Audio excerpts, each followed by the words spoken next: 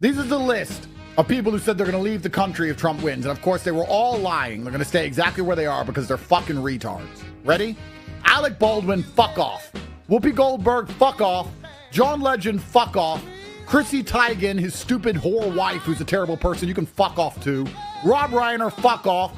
Barbara Streisand hasn't had a song since 1931, you can fuck off. Cher, don't know how you're still alive, fuck off. Nancy Pelosi, insider trader, fuck off. Hillary Clinton, the most evil woman in history, fuck off. Megan Rapinoe, fuck off. Tom Hanks, fuck off. The only thing you ever did good, Tom, was play a retard.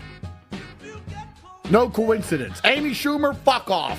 AOC, fuck off. Lady Gaga, fuck off. Taylor Swift, Bill Gates, Jane Fonda, Madonna can all fuck off. Mark Ruffalo, I don't know why they chose you to be the Incredible Hulk, because you're clearly a little pussy. Fuck off. Kim Kardashian, fuck off. Bruce Springsteen can fuck off. George Clooney can fuck off. Hunter Biden, he doesn't even know what fucking day of the week it is. But he can fuck off anyway. Oprah can fuck off. Robert De Niro can fuck off. Samuel L. Jackson, I used to think you were cool, but I'm afraid you now have to fuck off. Miley Cyrus, Travis Kelce, Bobby Altoff, Rashida Tlaib, Stormy Daniels, Anthony Fauci. We don't want you here, Fauci. You're a fucking liar. All of you can fuck off. George Soros can fuck off. Diddy, oh, you didn't want Trump to win. I bet you were his fan now. You might have got pardoned. You're not going anywhere, sir. Enjoy jail. Eminem, Ellen, Sean Penn, Sharon Stone, Ashley Judd, Tommy Lee, Bryan Cranston. Imagine going from Walter White to a little liberal fucking dickhead. Fuck off. Billy Joe Armstrong can fuck off. Rob Reiner, fuck off. And Bono's going to drive his car off a cliff. You know what? If you were to tell me to make a list of the people that I would kick out of my country once I became in charge, it would look pretty similar to that.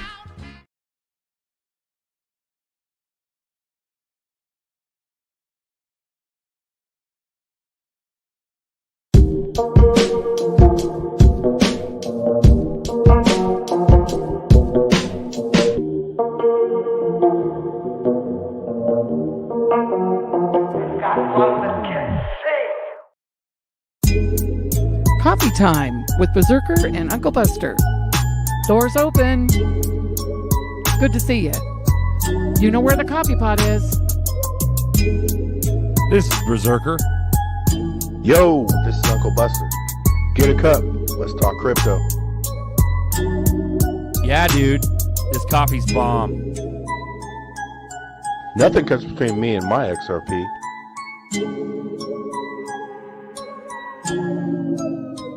All in.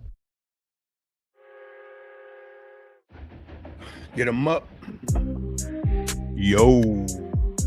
I haven't dropped a yo in a while. I can't hear you, Zerk. I don't know if you can hear me. You're muted, up. Brett. There we go. We got new fonts on StreamYard. I'm going to change the font. But good shit. Shout out to everybody. Get your cups up. This is Coffee Time, live community chat. We talk crypto. We talk XRP. We talk whatever you want. And you can join too. Coming up to a theater near you. Shout How out, we doing? man. How you doing, brother? Chilling, brother. They're probably yapping their mouths backstage on the extra bullish hour. We're on, what is it, Sunday church? Sunday church, Crypto bro. church? That's right. Hour 2. Yeah, We I got all think Tuesday kind of- will be like crypto study. You know what I'm saying? And on the boardroom, you know. But yeah, man. I sort of view it like it's insulation. Guards against the matrix. Like everyone that's in the chats, everyone that's involved, you're like insulated, a brick wall to the matrix, man. Let's fucking go. Bro, burrito in the air. David Hooser. He puts his burrito up. He doesn't have a coffee cup. He's got a burrito. On the air, straight up. Shout out, David. Fuck yeah, bro. I love it. And we've got this, like, it's a grassroots community, and it just kind of, it developed over years of everybody getting the download. You know what I mean? And I think, honestly, if you guys just came from Extra Bullish Hour, which I think everybody did, I think that's something similar, bro. They're gonna run it up. I mean, I used to hate against it. I used to be like, shut up about that. We're early shit, but like there will be a point. We are hella early because before the dummy money happens, Buster's right. They're going to show us money. So there will be a point where everybody's priced out, where everybody who's Blue Crew and who's ZRK Army is going to be dumbass rich and ain't nobody coming in because they can't afford it. So we will be priced out by the ramp up that Buster's been talking about for years. And I always thought it was overnight. Like, fucking, let's go. Like it's going to crash and boom. But based on what Nerdy's been saying, dude, like I'm fucking wrong. I've been wrong this whole time. I think it's a low, slow game. That's what it is. I think if the sooner it happens, the better the system would be, right? The ramp up that in my head is still a greed-based system, right? Because there's a lot of coins, you know, people be like, well, why don't they just buy them at 50 cents, Uncle Buster? Because there's only 500 million coins, right? You're holding the ones they want. They want the 20 billion that aren't available, and people don't understand that. What is Ripple gonna pop them out there and then buy them all back? Come on, bro. Does that make any sense? It's not gonna be at $5. Just think of this. It's not the people, how many people at $5 they just unlocked what 5 billion coins, 4 billion coins. You see what I'm saying? And then this time magically Coinbase will never fail and allow you to sell because behind Coinbase is fucking heavy bags institutional money buying all the shit up. You see what I'm saying? So that's my thought. The faster because you know everyone gets good system, bad system, blah blah blah. The faster it happens to me, if they just generate $20,000 XRP, to me that's a better chance of being in a great system because now there's, you know, you're just holding hella money. Regular Joe Blows are holding money. But in the ramp up theory, they're gonna milk these coins for whatever you think's a lot of money. Because most people they still value the US dollar value over XRP. Like I've always had that. I value XRP. I do whatever I have to do to get more XRP. You see what I'm saying? Because I value XRP. So even when I get more, when I look at USD value, I might have went down in money, but I got more XRP. And that's that's my mindset. Bro, Nerdy, I got to shout out, bro. Like that's fire, bro. And you had the sauce before like diarrhea of the mouth. You had the sauce with the video, bro. That was fire. Bagman played the clips. Like that was fucking, there's no refuting it. It's literally T-bills, land grab, then they shit can corn tether, and then Zerps goes to the fucking like other galaxy. Like fuck the stratosphere, fuck the sun, can't make fuck this up. Pluto, fuck Neptune. Neptune's not even a planet. Or no, Pluto's not even a planet anymore. But what I'm saying, we're out of a galaxy, bro. Like in 27, it's retarded money. And that's the thing, it's perspective. What does flip the switch mean, Zerker? But what does flip the switch mean? $100, that's a lot of money. That's unimaginable. $300, 589, Buster, that's a lot of money. We can't even believe that. Like, want me to tell you exactly what flip the switch means? Small money to get your ass out. Yeah. Before we go brilliant money. Flip the switch means from treasury debt notes to treasury notes, right? And that's through Judy Sheldon's trust treasury bond proposal.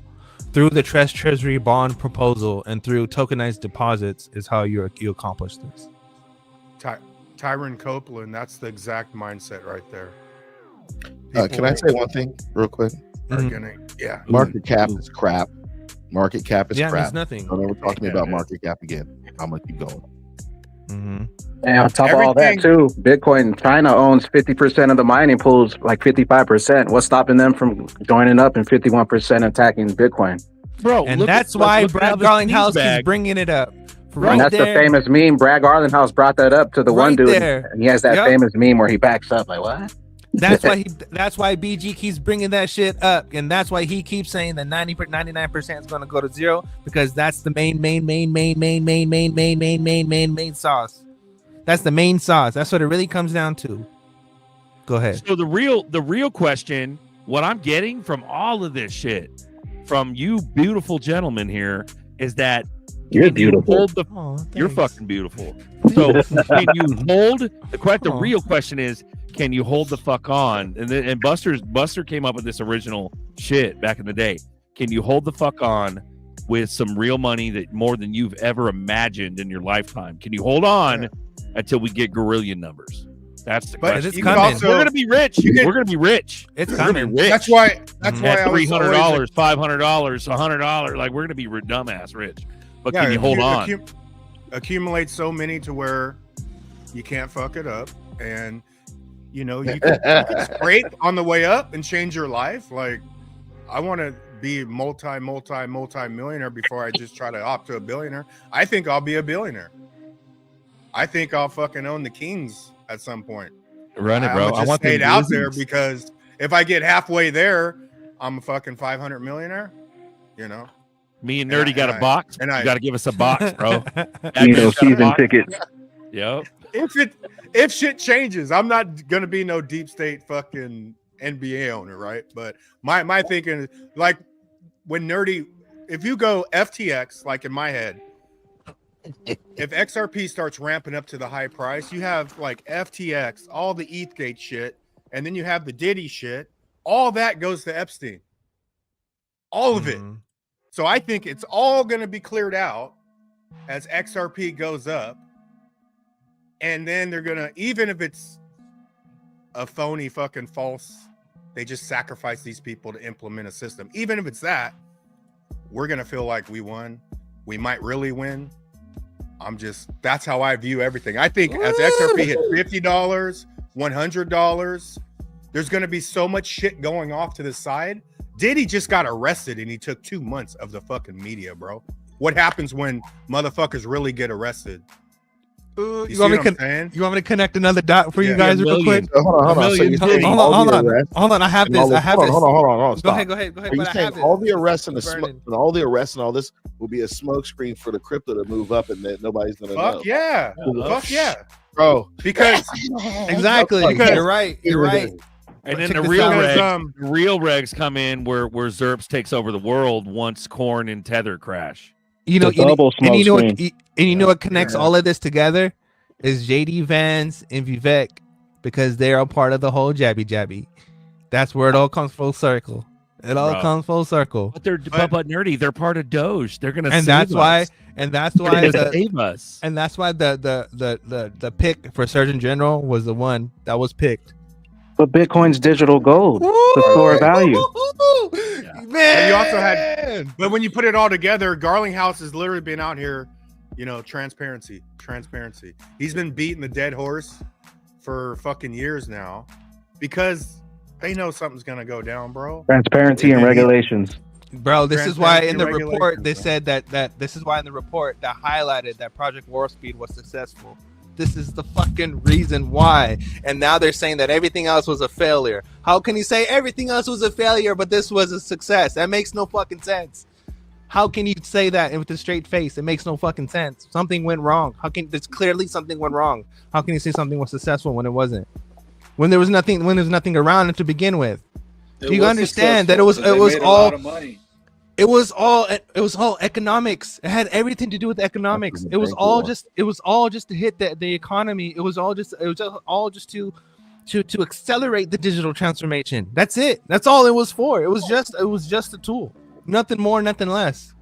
But within that, they couldn't let a good thing go to waste, so they just took advantage of it and they administered whatever they administered. But that was all it's literally all part of the same agenda, isn't it? At the end of the day. Does not that make sense? That's where the success comes from. The success comes from the people, is the numbers of people who fell for it. That's the success. That's why they put it in the report. Besides that, everything else was a failure. But why would you even highlight success in the report in the first fucking place? The only reason why you would highlight in the first fucking place if the original agenda to begin with was successful. That's why you would highlight that it was. So they did. So this is hella bullish. But it's ramp up bullish, meaning we're looking at next ramp. We're looking at hundo. We're looking at 2 hundo. We're looking at 3 hundo. We're looking at 589. The real question is, it's going to take 2 years to get to the gorillions. Are we sacrificing everything for money? Do we not see the bigger picture of what's happening here? We're giving up everything, and they're in return, they're showing us some numbers. They're showing us a little bit of wealth, but in return, we're giving up everything. We're giving up all their land. We're giving up all our freedoms. We're giving up our nation. We're giving up our rights. We're giving up our future. We're literally giving up everything. Well, here's the fucked up thing: for is some dollars. That idealism where patriots take back our country and all that, and we get our. That might happen naturally if the fucking sheep wake up and realize that this is just a. It won't happen though. Do you understand? Because of who's in Congress. They don't understand. It's the same people. The same people who are doing this is the same people who are behind everything. Are the same people who are the ones making the rules. It's one big club. They're all related. And you ain't in it. And it hasn't stopped. And it hasn't stopped. And you cannot even make this up or say that I'm being one way or the other. It's literally true. Well, they better give us some big ass crumbs to shut us the fuck up, because that's where the Diddy shit runs in, and the Epstein. All that Diddy stuff is just the Diddy. Okay, the Diddy stuff and the Epstein stuff is just the same distraction as the Chris Rock, as the Will Smith and that's the slap. It's the same distraction to the same level. What I'm attributing it to is it's the same distraction as the Nuremberg trials, because what actually happened was paperclip happened, and NASA was created out of the Nazis. That's what fucking actually happened. But Nuremberg trials were a smokescreen to shut the public up. You're right. So they'll shut the public up with Epstein. Combine them together. Combine the Epstein stuff with the Nuremberg together, and all of a sudden people feel like they have received justice, right? But at the end of the day, what did you exchange for that quote unquote justice? It was all an illusion at the end of the day. At the end of the day, you were slowly actually herded into something that you never even wanted to begin with. Bro, what I'm going to do is I'm going to buy all the hood houses in the existing cities, because there ain't no fucking deep state architecture down below, like the infrastructure. There's no deep state fucking cameras on the corners or nothing. I'm going to buy all the hood houses. Everybody else can move to McDonald's land and Amazonville and all the new cities. This is crazy. Yeah. This is like a conspiracy. You go to the new cities, you got all that surveillance and shit. They're going to know what you're doing, where you're going. There's going to be pressure sensors on the sidewalks and shit. Yeah, but are we acknowledging that the Treasury, the Federal Reserve, private corporations like Fitzgerald, the Trump administration, Elon, and everyone, literally WF, they're all part of this one whole agenda. They're literally, everyone is working together to bring forth a one goal, right? And that is digital transformation is the main objective. How do we implement this, right? But they figured out a way out of how to take advantage of everything as it's coming about, and all through a timeline that's Basel 3, because after Basel, none of this will be possible. So they're literally trying to milk whatever this world, this old world, or whatever you want to call it, whatever this era, this last ending of this era, they're trying to squeeze whatever they can, how they have been for the last time, because they know once this happens, that'll be the biggest gap in history. We got K Hud. Shout out. I was, and then what was the other one? We had Nina. $10 Cash App. Nina Blossom. $8 Cash App. Nerdy. I used number one hands, and my wife about StreamYard doesn't like it. Oh yeah. I was literally like, look, here's what's you're getting ready to go down. All the digitization. I'm just breaking it down. And I was like, I feel sorry for everybody else who doesn't know, who doesn't read about it, who doesn't want to believe. I felt worse for the people who don't want to believe, because their whole life they've been led to believe one thing. I work hard, I go my 9 to 5, I can get my 401 and retire, and I'm good. Nah. All you could do is control what you could control. And the way I view though the whole thing, like Nerdy said what he would like Federal Reserve has to change, arrest has to happen. I think they know what we're starving for, because they starved us out, right? But they're going to fulfill those needs, right? And then you just readjust and look, okay, like, are they just sacrificing these people, or are they really changing it? Like, this is where Duel's thing, the false light, even if it's a false light, to me, in the grand scheme of things, we're still raising up collectively our conscious, and they have to give us better lies. Even if the lies aren't the truth, the lies are still getting better because we're collectively getting smarter as a whole, right? I don't think so. I think George T. Will Smith's got like video evidence of getting slammed out by a dude, bro. He's all part of it. I think minor pockets of us are getting smarter. So and I'll be very honest with you. I agree with Fuma. Yep. There's very few people I can talk to about this stuff. I can call them on the phone and be like, bro, boom, boom, boom, boom. I can count on the fingers. I got like 5 people I can call in my coast about this. Even though I've known people for years since I was a little kid. I can't. But you're okay. In that sense, you're right. But you're also fucking crypto for years. You've been red pilled, right? Well, So go ahead. You're not watching football right now. No, I'm not. I've never watched. We're harder core than the average citizen. But if I went out and said fucking Oprah's a pedophile 7 years ago, people would fucking want to fight me. Right?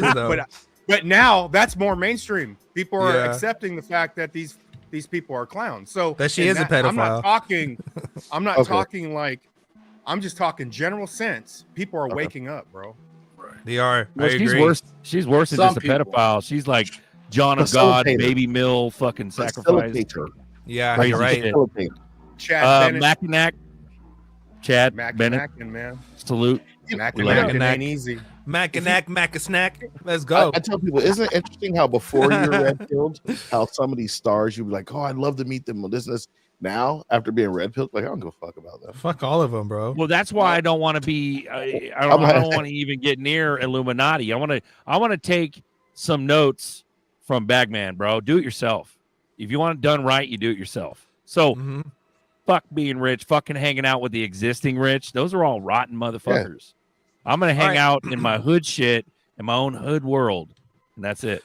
Let me paint the whole picture because I've been speaking in riddles. Let me just paint the whole picture for you guys one last time, summarize, and that'll be it. Okay, this last summary. The whole point of all of this stuff, from 2020 to everything, it was all an economic sabotage tool to minimize the middle class or small business owners.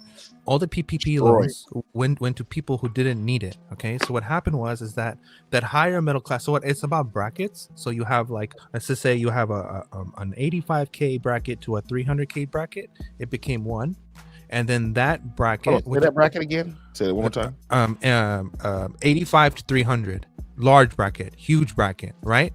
But literally the same people who live around they live around each other, right? It's the same. That's a whole community. It collapsed, right? They became one. Okay. Underneath that, underneath there's like 84 to about 30. That already became one, right? Because of inflation, literally whatever there. And I know that talking personally, because an admin went from my admin position was worth once upon a time in a beautiful world was once worth 80 grand. Okay. Then it quickly went down to 60, and then it quickly went down to 40. And then it quickly went down to like $18,000 a year. Right. And now no one even has an admin. They don't even need those people no more, because now you just have DevOps, right? They literally just got rid of that shit altogether. Right. So Puma's like, yeah, that's exactly what happened. We got Vic Greer, the 16 and 18. Vic Greer, shout out. Thank you, brother. And that's the same shit. It's real to feel right now, bro. And that's the same shit that's happening with billing, right? Billing is all of billing positions were once worth a billing position once in beautiful time was worth a high 60K, a high 65 on a good day, right? And now your billing position is now a home, a remote, a home job that you're being given through private companies on jobs, and you're doing a shack job, bro. Yeah, and you're doing medical coding for X positions, right? Robert Half Financing. You hit the nail on the head. Robert Half Financing. Look that up, y'all. And now that whole industry is being replaced with what? Language models, because you can literally tell the language model to do the same shit and 100% accuracy rather than a hit and miss, right? And there's way more shit you can do. We got Crypto Gorilla. Nobody around me understands. I try to tell people, but their eyes just glaze over. That's why I'm in the chat with the new 1%. Run it, Gorilla. Let's go. Yeah, straight up, brother. That was my point earlier, man. Like, I had to go through even red pilling, bro. Like, you start saying shit and people just shun you, man. So it all comes down to that's why we're here. Well, here's one based on your point, Buster. Here's one.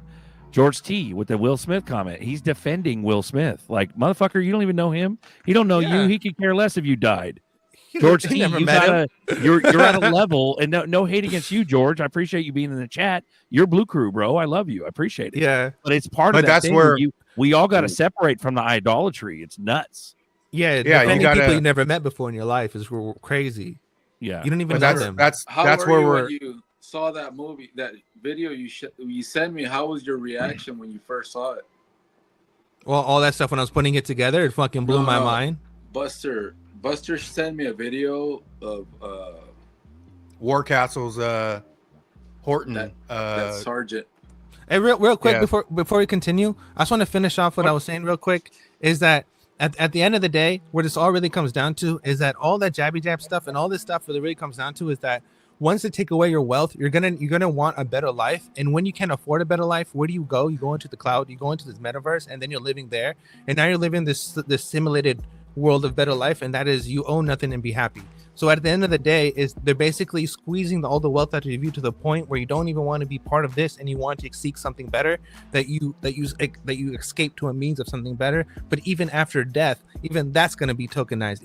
Even that experience is going to be a subscription-based experience. So then you don't even get out of it altogether. So that's what I'm trying to get at the end of this. Okay, that's it. I'm done. Go ahead. So we got curator of vibes real quick. I'm going to point out something real quick. Fool, you like that? That was fire, bro. Fire. No, So- man, yeah, I like it because everything I'm seeing in the tech industry, everything is becoming what they call a SaaS model, subscription as a service, everything. We got crypto. I know. We got curator of vibes. Knowing how much research we've done as a collective, the opinions of the cornholes should not concern us. Yes, totally agree with that. Totally live by that. But here's where it changes. We have a show, and we have to keep continuously creating content. Shit's wild. So we got to talk shit about the cornholes. You understand? Well, cornholes. And sysadmin is dead. We just need That's content. We got a exhausting. show. We got You to can be a keep running. sysadmin and be a good one. What's that? Is that a relic position? Is that like something that used to exist before? I've never heard of it before. Yeah, man. Because my third job was a sysadmin job, and of course, because of the size of the company, we had to learn everything from not only administrating servers. I was being sarcastic, but and yeah. everything. Yeah. But as I moved up, and now I look back at it, like I know a couple sysadmin, but it's like that job right there. You It's can tell gone. It's gone. It doesn't exist. It's been the day replaced. you're out is the day where we bring somebody in who could do much more. Yeah, I need Zerpies for my cornhole. Right? Run it, bro. Run it. I mean, what are you gonna leave It's up. as a sysadmin? What are you gonna leave with? 35K? I know some that make 80, but those days are far and few. And it's Far- based on far and program. Like the programs we're running. So when I say programs, businesses we're running, when those programs go away and the new stuff spins up, Yeah. it's a new requirement and your job's out. And that salary is based off maturity. That's someone who actually put in the time to get You're there. correct. You're 100% correct. Just like security managers, if you're not a security manager who knows not only security side but can talk to people and talk to the business, you're not going to work. Mhm. I'm not gonna say this. I was talking to a gentleman on the phone the other day, and he was like, "I like you X, Y, and Z. This, and I was like, "Oh, okay." He was like, "Yeah." I was like, "Yeah." If you don't have the skills, it's going away. And I don't Yeah. even trust being a security guy in this world anymore of having a proper job because I'm looking at how the AI stuff is running. It's running the playbooks out of your sim, and your sim can connect to all your administrative stuff. Agents, bro. That's These agents are management, wild. right? So Yep. if the only people who are going to semi matter in my world are compliance people hmm to make sure that when you run when you have compliance checks or you have to build a security plan, that it's correct, that the AI model spit out. Yeah. Welcome to Coffee Time, gentlemen. Good morning. Welcome everybody in the chat. Thanks for coming in. We appreciate the likes and the cash apps. We appreciate the support. I wanted to invite you to join the show. This is a live community chat. We talk crypto, talk XRP. We talk whatever we want. And you can join too with the link in the chat. We love Hey, you. We dropped Drop that the baby gate. gate. 30 minutes Other deep. buying the XRP. Baby gates open. Let's go. Hey, thing What's ab- up? the- that font is fire though, dude. This is so clear. Like, I'm trying to get a This clear font big right ass here? one. Nice. yeah. You know, Change we know it if you want, but the rest of them are kind of bunk. No, I like it. I'm not changing shit. You know one thing about the positions. I know. Okay, I understand You got that, that Buster? I understand that people are making a lot of money as their position as an admin and stuff. But again, one is with maturity, and then two, it's the people who are grandfathered in, but the people who are coming in are not gonna get paid equal, not even near as what you're making, right? And even at that, the responsibilities have been just given off to a whole another industry, a whole other part of the company altogether. So it's like, yes, I understand that people do make money and people do that, but what I'm trying to highlight, my main point is that it's a dying off industry, and we've seen this happen with other industries, and it's happening again. That's all I'm just trying to point out. Yeah. As I was watching YouTubes on building applications on different platforms last night, I think a lot of stuff is, man, how can I say this? A lot of jobs are going to be flipped over in the next 5 years, and if people aren't ready, they're going to get out of here. Yeah, all the legacy ones are leaving out. Though, dude, we're going up no matter what. We're just going to ramp up to like money we think is small. I think the only person in for so long, the guy who's putting hot dogs on the grill. Okay, well, this is what the tech industry was. The tech industry, what you're selling is that there's a whole bunch of people who do not know how computers work, and there's you who knows how computers work, and then you create something that's easy for people to use to know how computers work, right? You are the intermediary, and you are the one who came up with the idea to make it easy for other people. Well, what happened over time is that skill has gone up. So now the average Joe knows how to use the internet. The average Joe knows how to make an application. The average Joe can talk to an AI and make stuff happen, or buy a subscription service. Everything is as a service, right? And then and then when you buy it as a service, there's a template for everything. So literally, like, what industries are on the internet and how people are making money off the internet has transformed from the outside into inside. Where if you're not making money inside the internet, you're not really making, like, the businesses outside has been monopolized completely. It's just like the StreamYard console. Yeah. Right? StreamYard console. It's easy. Like that. They give you a couple banners, give you a couple of this. You make your own. You can make your own with AI and then pump it right up to StreamYard's MP4 if you want. Done. My little brother bought 1,300 XRP and then called me 1 week later saying he needed the money. Shaking my head. Buy what you can afford to let sit. Told me he will buy later. I told him you can't afford then. Honestly, I don't even necessarily agree with. I believe go balls deep at this point, but I think it's a discipline thing more than what you can afford. I'll go sell something if I need money. You know what I'm saying? I'll go sell anything before I sell ZRPs. So I think it's more of a discipline thing than I mean, some people if you say, hey, buy what, most people in their head, they can't afford it. They've already told themselves they need all their money to go to whatever they spend it on. They're never going to be like, oh, well, I'm going to set aside $100 now. Even if they get a raise, it's easy to go find something to spend, you know, especially on a household, bro. Like I've made decent fucking money. It's endless how much money you could spend on a household. You can make 75 live nice. You could get a raise up to 150.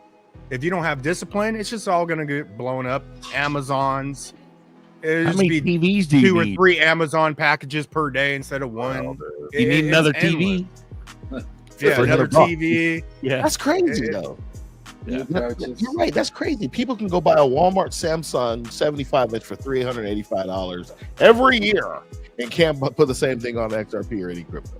Bro. Exactly. Hey, George, no judgment, bro. Like, I'm not trying to hate on you. Like I said, I love you. You're Blue Crew. But he says, Zerk, don't judge, bro. I don't. Idle your shit. Your word is not law. The law is law. I said if or when. No worries. No worries, bro. It was just the concept. I was extracting the concept out of what you're just, an example. That's what I was referring to, is that the idolatry, people are going to get blown away, bro. They're going to set, like Buster said 7 years ago, someone would have fought him about Oprah, but like nowadays it's becoming more mainstream. And I was just piggybacking off that concept. But yeah, fuck me, right? How about you join the show, George? My concept. My concept. I'm a dumbass. Fuck me. Like Denzel. Like Denzel. Like I was because I've already removed emotional attachments from any fucking celebrity, athlete. I don't give a fuck who you are, bro.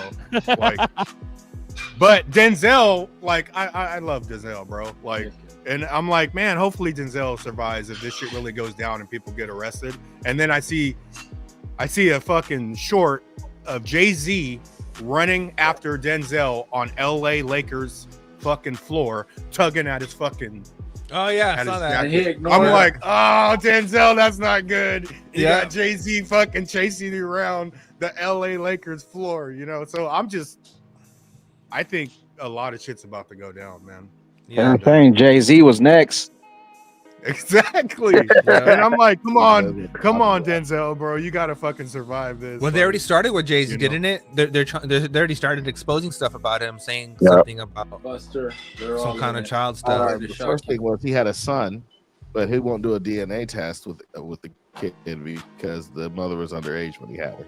Bro, remember, dude, everybody forgets that fucking Beyonce. Everybody forgets Beyonce turned into a demon on stage during Sasha halftime. Banks. Like, Sasha we've seen Banks. He did that at an NBA game too, where she looked all deviled out, or like, I don't know, she looked like she was in some MK Ultra type thing. There's some rugged demon proof on video. All of them, bro. All of them. Tom Hanks was the one that broke my heart when I found out he was a piece of crap. Yeah, that was the beginning. Though. That was Forrest. like, remember the Oprah pic with Tom and that other bitch with the meat clock in the background? Oh, and he had a black eye, and he's like, "They won't let me talk." Like, remember that? Bro, people forget too easy. Well, now it makes sense, right? Because all of them are controlled by the banks. That's what they're all doing. That's why their concerts, the goo, all the symbology. All the symbology was related to the third temple, and all the goo stuff was related to the economic turmoil, and all of it together was a symbology of saying that we're moving into a new age. Yeah, I'm gonna do the same shit, George. Third eye, motherfucker. Denzel, like, he's getting tugged on by fucking Denzel or Jay-Z on the Lakers floor. Like, it's one of those things where get ready. Wake up, I'm not saying anything bad or good about Denzel, but I was like, oh, that ain't good. Like, you know, I'm hoping he survives, but they gotta sign their name in blood in order to be successful. Well, Bijan, I mean, not to really dump on Denzel, but Bijan goes, oh, no, not Denzel, the Book of Eli. Well, the Book of Eli, if you remember that movie, it was literally a smokescreen. Yeah, it was about preserving the King James Bible, but if you go way deep, you understand what the King James Bible is. But at the end of the day, that whole movie is just fraught with fucking cannibalism and violence. And he was a warrior for God. No, it was fucking evil. He just killed everybody. Yeah. Does anybody know what the other book King James wrote? It's a satanic Bible. Yep. Go ahead and read it. Yeah, you got to go way deep. How does no one know that? But Bro, how is that not common knowledge? How deep state everything is. That should be common knowledge. Like the same people who wrote the Bible is the same people who wrote a satanic Bible as well. Like we do acknowledge that, right? Defending Denzel again. 23. Denzel just got baptized. Like that's a real thing. Yeah. Yep. Same publishers. This is why. Long time ago, I said F King James, and everyone's like, "Oh, he's never go full blah blah blah blah." This is what I meant. It's like, if you don't understand the context of what I'm saying, why I'm saying it behind it, I'm not just babbling random things. What I'm saying is once you discover that these factual informations, you're most likely going to have the same outlook. And from my outlook, whatever it is today is not what it's supposed to be. Everything has been hijacked. That's my main point. That's my main point, is that everything that what you think is, it is not, but it is. It's just been hijacked. Does that make sense? For sure. Makes sense. And that's modern day wording. Yeah, I think that's where tribalism. If we argue about anything, we've already lost to the game, because we're arguing and wasting our energy arguing about, is Denzel a good guy or bad guy, right? We've already wasted time, you know, and that's just the game. So I'm trying to find ways not to, or like the Bitcoin thing came up. A lot of times Bitcoin comes up and it turns into, is it staying or going, right? But we're wasting time. Fucking accumulate the ZRPs. Whatever is going to happen is going to happen, you know. But yeah, it's honestly, it doesn't matter what you do. You could argue like, oh, I got an Eagles hat on. Oh, Dallas Cowboys are better, right? It's just we're being played in every aspect to where you just got to start seeing through it all. I fucking love the chat, crazy. bro. Frozen goes, Denzel will be in the next Black Panther movie. Not sure yet what his role will be. And then fucking Bijan goes, if XRP hits 2,700 a coin, it's Wakanda forever. Fire, Hey. bro. Yeah, I'm rooting for Denzel, bro. Like, but oh, Bombay. at the same time, anyone. Here's my general opinion of Hollywood. Anyone that makes 30 million a movie, 20 million a movie, 10 million a movie is probably controlled. So what about the athletes? Because they're all making that. Exactly, they're all part of it, bro. That's why even this moment, like, we go to false light. To me, all these people will be sacrificed. All of them. Yeah, they're going to be sacrificed. That's why they've been collecting information. That's why Epstein and Playboy Mansion exists. They've been doing this shit for years to get all this info. Everybody has dirt on them. And I used to be hooked on sports big back in the day, and it's crazy too, because if you can't get out of that, man, the seasons continue every year, so you're locked in for the rest of your life. You know, I have a psychological jacket. It's a fucking identity. Eagles are playing right now. There's no fucking chance in hell you'd get me on YouTube 7 years ago or 8 years ago. Same here, Cowboys. There's just no way. Yeah, Cowboys, Lakers, man. Every night, every Sunday, every Laker game, we're watching that shit. Yeah. Then professional sports wasn't a thing because you're watching millionaires running up and down the court. Right? Tell me about it, Puma. Talk about it. Walking up and down the court. I was like, you guys gotta be out of your mind to be participating in this. You got me fucked up. You poor. You paid to watch a millionaire run a pigskin up the road, and you paid for that. Bud Light. I can't go. And the Greeks started it back with the Colosseums. Literally, they created a way to distract. Yeah, that's where the stadium came from. Created the circus. Yep, from the Roman circus. You're right. They went from being poor, watching poor people do things, to now full circle to watching rich people yeah, actually get up there and perform. But they're not rich. Ain't that some shit? What's the full scale a Galilean dialectic? I can't remember what the heck it is. Yeah. We got Bill Cooper talking Roman circuses. Let's run it. This is old school, right? He got offed. This guy, if I'm not mistaken, didn't he get assassinated? Yeah. And after his book, know that there's some things you don't write about, and you don't talk about because you'll lose your job, and that's where the control is. And that's why they pay anchormen like Dan Rather $2 million a year. That music done because he doesn't question them. He knows that if he goes against them, he's going to lose $2 million a year. Do you think a man that looks pretty and sits in front of a TV camera for the 6 o'clock news is worth $2 million a year? Nope. No way. I don't care how long he works, and I don't care what he does. There is no job worth $2 million a year. That's why they pay athletes these fantastic salaries. I was listening to the radio the other day. They just contracted to pay one player on one team $6 million a year. Can you believe this? And why is that? It's the Roman circus. What does the emperor do when the people become restive, and when the people are asking questions, and when the people don't like the policies of the emperor? He sends them to the circus. He creates a circus. He builds a giant coliseum. And he begins to throw the Christians to the lions. And he has great chariot races and football games and basketball games, all to keep the idiots preoccupied with things that don't mean anything in the scheme of the entire world, so that they don't have the time to learn what the truth is, so they don't ever get smart enough to learn how they're being manipulated, so they don't ever question the emperor. That's why they pay a player on a football team or a baseball team $1 million or $2 million or $3 million a year. It is the Roman circus. I know men who don't know anything in the world except who plays third base for the Mets. And they think that's a great accomplishment. And they meet and pat each other on the back and bond and go have cocktails and talk about what this guy that plays third base for the Mets did in last night's game. It's sad. It's really sad. There you go. There's a perfect. song. Hey, That check was a this out perfect too. If time. you guys didn't know, up until 2015, the NFL operated as a 501c, and they were tax exempt. Ooh. Wow. And that's why everybody's a contractor in the NFL. They're not employees. Bro, they got them cheap back then too. That was in the early 90s, bro. That was like late 80s, now it's 30 early million. 90s. Yeah, Now it's that's 30 million a year. way Can you more imagine than the money 3 that- million. Yeah. The I people tell you probably how making- bad inflation is. They were probably Also, making all the $100,000. stadiums are on major like grid line points, so they're also like extracting all that energy from the stadium. The luge, Mm. the luge. Wow.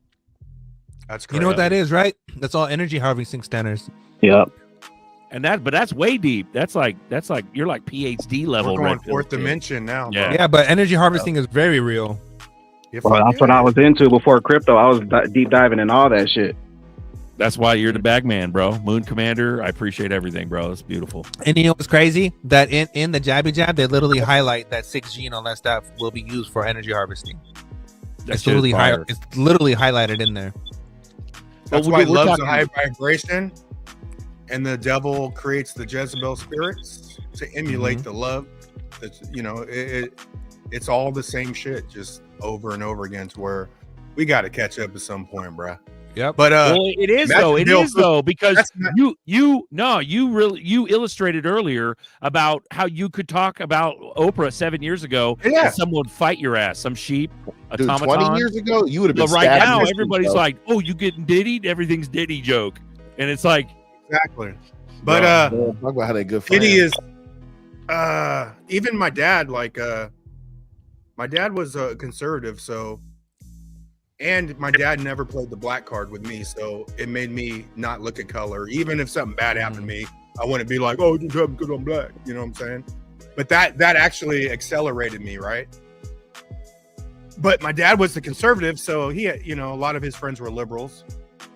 But my dad would always do his own thing, listen to Rush Limbaugh. So I heard Rush Limbaugh a lot. And Rush Limbaugh knew the whole playbook for fucking years, bro. Like the whole liberal playbook. But Dude, I know a guy if like that too. so my dad was more conservative, but he wasn't like red pill like me. So my dad is like my barometer. If I said, Dad, Oprah's going to jail, bro. 7 years ago, Bro, he didn't I would like piss him off. that. Yeah, I'd piss him off. But now today, he's more open to it because now he's hearing it more. He still doesn't like it And though. I'm I like, knew this he's a guy. pedophile, bro. You know, I knew this. "Your dad's dope, bro. I love Buster's He's dad. dope. I fucking love Fire. him. Hella fire. Yeah. Pops, if Oprah you're goes watching, way we love you, back. Pops. Oprah goes way back to the Madam days of New York. So this Oh. before Jeffrey Epstein, it was the Madam of New York, and I'm not going to say a lot about it because Tell him, Yeah. but Navigator. even like my dad, like we're Cosby, right? We watch Cosby Show, but you look at, if you go back to the 80s, it was Cosby and Oprah were battling for #1 spot. They both would do 40 million. The next person would do 45 million, right? And then Cosby gets caught up, and what is he doing? He's date raping bitches and all that. All this shit has been existent, bro. I dropped You the know. link for Yeah, he Hollywood. been doing that. You don't get to. He even has a joke about it. The Spanish fly joke. He talks about it, man. He was doing that in the 80s. Remember? I don't know if you look it up. It's Bill Cosby and the Spanish fly joke. He was talking about doing that to girls. You know, And people were laughing Spanish about Fly it. is a date rape shit from back in the 70s, 80s, right? Yeah, man. You know, And the he made a first joke one, about it. I remember the fucking Beastie Boys used to rap about that shit. Remember? bro, you know what's crazy about all of this stuff is that like now that we're in going into 2025 and we're much older and we're past that point of history and that point of society, is that now that when you look back, we're starting to realize that all of that stuff was all pre-planned and done by the CIA, all of it, and none of those actors and no one that was famous did not have a handler or a Zionist handler. Everyone had one. Every single person had one, and no one became rich without one. And within that mix, whatever they behind the scenes, they had to keep quiet. Do you understand this? That the whole damn thing, everything. So that means today. That means rap music, the whole persona of this hate, hate your country, blah blah blah. All of it, every single ounce of it was a psyop. All of it was a psyop, right? Because the whole point was to have this. It was all economic tools of how to have this, right? And it was used as an excuse. So as the politicians stole money and made things worse, they blamed it on the people of this is why it's worse, and they made them fight against each other. This versus that. But in reality, it was the politicians who were making your life worse from the core, right? Through the shit through the bills they were passing, and through the money laundering that they're doing through shell companies. But they didn't ever tell you about that part. They told you who else to blame, and that gave them a reason to create more funding and more programs, just like the whole homelessness scam. That's all of it. Goes back to bacon. Bro, fucking Apex goes deep. He goes, this is why you have no heroes and why we all need a savior. Exactly. Right. You can go all kind of routes with that. Jump on, Apex. And wait. And on that note, Apex, what is every celebrity and everyone that comes to fruition? They all come to the place where Jesus is king. I'm no longer gonna do my acting no more. I'm no longer gonna pursue my career no more. I'm gonna go do X, Y, and Z because I found myself. At the end of the day, you realize whatever you're doing is wrong, and you're actually working for the same people who destroyed your king, right? They're the one who killed them, and you're over here working for them and serving them. It's fucking wild. How can you can't serve two kings at one time? That makes no fucking sense. But even like when you think of boom, because I felt like things in my body, but I was like, I'm pretty tapped in, but I was like, man, I don't go to church. That was my own thing. Like, I don't go to church. How can I be good with God, right? But then once I started red pilling, I sort of found God from just jamming myself with truth, right? And truth hurts, and then acceptance. Then as I moved up and then got into vibrations, then honestly, the vibrations alone was like a map to how everything works for me. The church is within. Exactly. Oh damn, is that Isa? You don't have to. Yeah, what up? I came out for a question, bro, but I'll ask it later. Ask that shit now. You fucking interrupted. Go ahead. My bad, guys. No, I was gonna ask because I just got a few ledgers, and I want to know like what's the importance of updating it, and like do you guys update it as soon as there's like a update on the live? All right, so I'm gonna send you a link. Your ledger man, bro. I'm gonna send you a link. Click the link, put in your seed phrase, and I got you. I help you out. Hey man, so I'm gonna tell you like you're gonna have to use your Bifrost wallet, but I got you. No, I'm playing. Drop them peas. Yeah, so real deal though. Answer is no, bro. I'll help you. You're the ledger man, nerdy. No, what did you say? Really? I was just joking. What did you say? So like, is it important to update your ledger when there's like an update on the live app? It's not necessarily important, but you should. But it's all like, I mean, you can if you want, but I think you should. Like to. But yeah, there's either like security updates, all kinds of shit. Hey, let me peep you to something because I've got a ledger flex and I've got a whole bunch of X's. So here's what they've done. So you don't have to plug the ledger in off the bat, but the application that's on your computer, keep that updated. Now, every now and then, when you plug your Ledger Flex, Stacks, and NOS, whatever you got in, the app itself will not function. It'll say you need to update the firmware or you have to update your applications. So you should update the applications because sometimes the applications will give you extras, but then the firmware itself will ask you to update it. They started getting real funky with this lately of, oh, you didn't update your firmware? You can't transfer using our software, but you can use other softwares that interact with your Ledger. That's the fun game about Ledger, and like I said, it's got 3 levels of updates: the firmware itself, the application, and I think there was something else I can't remember. The updates of the apps themselves, of the apps on the computer. So there's 3 types of updates you have to do. One day, if you stop doing one day they won't let you send off using their application. That's how it gets that. For sure. I'm gonna look into that. What about this app? What about this app, real quick? Louisiana, $8 cash app. Let's go. Hey, Issa, what I do is I always keep myself updated. I don't know if that helps you or not, but I always keep all my stuff updated all the time as much as I can. Yeah, you're an update. You're a fucking update. So I'm gonna tell you now. Let's talk about what happens when you don't get firmware and everything updated. What happened is this: you'll go to update the firmware, and it'll wipe all the apps and forget to install the apps again, and you got to go install your apps. Does that make sense to you? So be careful with that, because if you have certain coins and you forgot you had that app that's tied into that coin, you'll still have the coin. The app just won't be installed for you to see it or mess with. All right, for sure. We got Thank you. Chavo's old school. There was some fuckery going on, and then Ledger started sharding. Remember when Ledger got blasted and all their personal information got blasted for all the clients or whoever? They sharded and all that scare tactic was going on. So Chavo hasn't updated since then. But Ellie touched on some shit earlier, though. Ellie said that your seed phrase doesn't need an update. So in other words, but if Fuma's right and you have to reinstall the Ledger Live app or whatever the fuck you're doing, you got to repunch in your seeds. So you're exposing your seeds more often if you don't update. No, am I wrong? What happens sometimes is no. So this is what happens, and it's happened to me twice. I waited between firmware updates and I updated the firmware, so it wiped it, installed the firmware, but never installed the apps, right? And because it didn't install the apps, the coins, I can't interact with the coins. So I had to go reinstall the app, and then it would work. So just make sure you keep doing it, and make sure usually when you update, you don't have to re-enter your seeds. No. Hit this one, Bro, Nerdy's fucking show, dude. Elon Musk, like, dude, it's such a clown world. I gotta get ready here, bro. Wild. We're still so fucking clowny. It's not even wild. And you know what's crazy about that, Zerky Zerk? You know what's the craziest part? Is that's the same man. That's the same man who's creating brain chips. That's the same man who was creating internet for all, right? We're creating internet for all, but spoiled brat from a fucking satanic witch in South Africa. He's a spoiled brat. He had like Down syndrome too.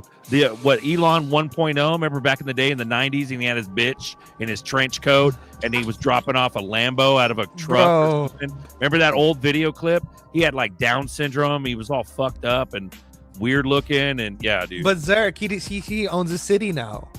Like so he owns the world now. Trump gave him literally, he owns the world. He literally owns a piece of Texas. Like he literally has Starbase, whatever, right? Is it Bromwell, Texas? Something it's called Starbase something, right?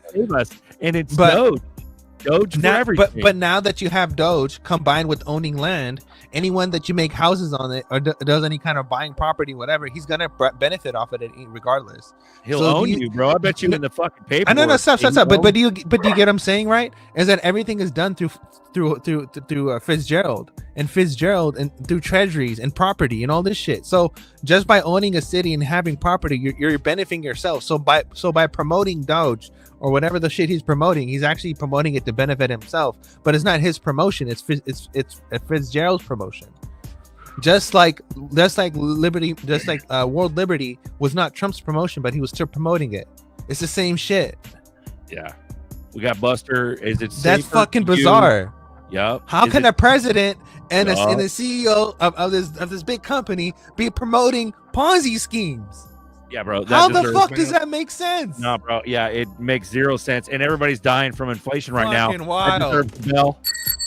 What do you think about this question, Baggy? Run it. Safe either way, as long like your keys are secured and you're secure. You can't really. There's not much you can really. I mean, you can log in with like Wallet Connect on your laptop, but the app is on the phone mainly, so you can. Even with the Ledger, like updating it. I don't like upgrading, man, unless I have to. But I don't see. Go ahead, explain that, Fuma, because I don't see the. No, man, I'm with you, dude. I'm with you, bro. Oh, you are okay. Yeah, I'm with you. I'm like, depending on what it is, most of those updates sometimes they're like security updates. So I think you would want to update your shit. Correct. I like the decent wallet much better. Way more easier interface, in my opinion. Way more coins you could put on there. Biometric security. I think it's just a higher level, in my opinion. I upgraded and got a decent wallet, and I got the Tang card. But the super secure as well. The actual interface, I don't mind, but anytime I gotta fucking plug something in my cold wallet to fucking upgrade or update, I don't like doing that shit. The interface, I don't mind, but yeah, I mean, not saying it's not. I'm reluctant. I'm gonna hold off as long as I can. I don't know. Yeah. Like What I did Apex, was Apex brings up. Sorry, Fuma. Apex brings up. You don't need to ever put your seed phrase to update your Ledger apps. You would only put in your seed phrase with a new wallet or import your wallet. Right, but I think you missed when Fuma talked about how if you don't update as a computer expert, which he is, if you don't update, there's a possibility where you will have to reinstall apps. Yeah, and that's what I was not the key. You have to saying. reinstall apps because it just, I don't know why it freaks out. So what I recently did, Buster, was I bought a Flex because I couldn't get a stack. So I bought a Flex, and I said it gets one update, and it's going to be the deep wallet. So I created all the accounts I needed for the nice stuff, and I said these is the stuff I'll never sell, ever. And then I transferred some cryptos to those wallets, right? But I didn't do it from a Coinbase. I made sure I bounced to a couple wallets and some deep wallets. If you're worried about the updates, get a Tangent card because there is no updates with the Tangent card. The app gets updated, but the card itself, there'll never be no updates to it. Hey Fuma, welcome to the Ledger Club, bro. Yeah, I put yeah. You guys can go shark and right now, yourselves. and another thing. Yeah, shark. Another thing, real quick. What Baggy just said. Tangent right now has limited edition skins for their cards. They have a patriotic one and they got a Christmas one and a few other ones. So if you ever wanted to get a Tangent card right now would be the best time. The 3-pack, bro. Use promotion code XRP bags, right? If you use XRP bags, all capital letters, you should get that discount. You're welcome.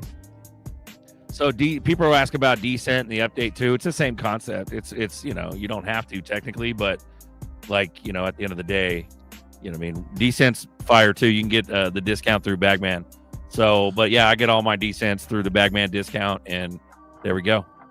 Hey, Fuma, support for Decent is through iTrust. iTrust is the owner of Decent, actually. Yeah, so when I someone needed help, it was through them. So that's nice. Yeah. So if you guys ever anything happens with your Decent, something goes wrong, account problem or something, you need to contact iTrust or IO Trust. I think it was like IO Trust. It's not IO Capital.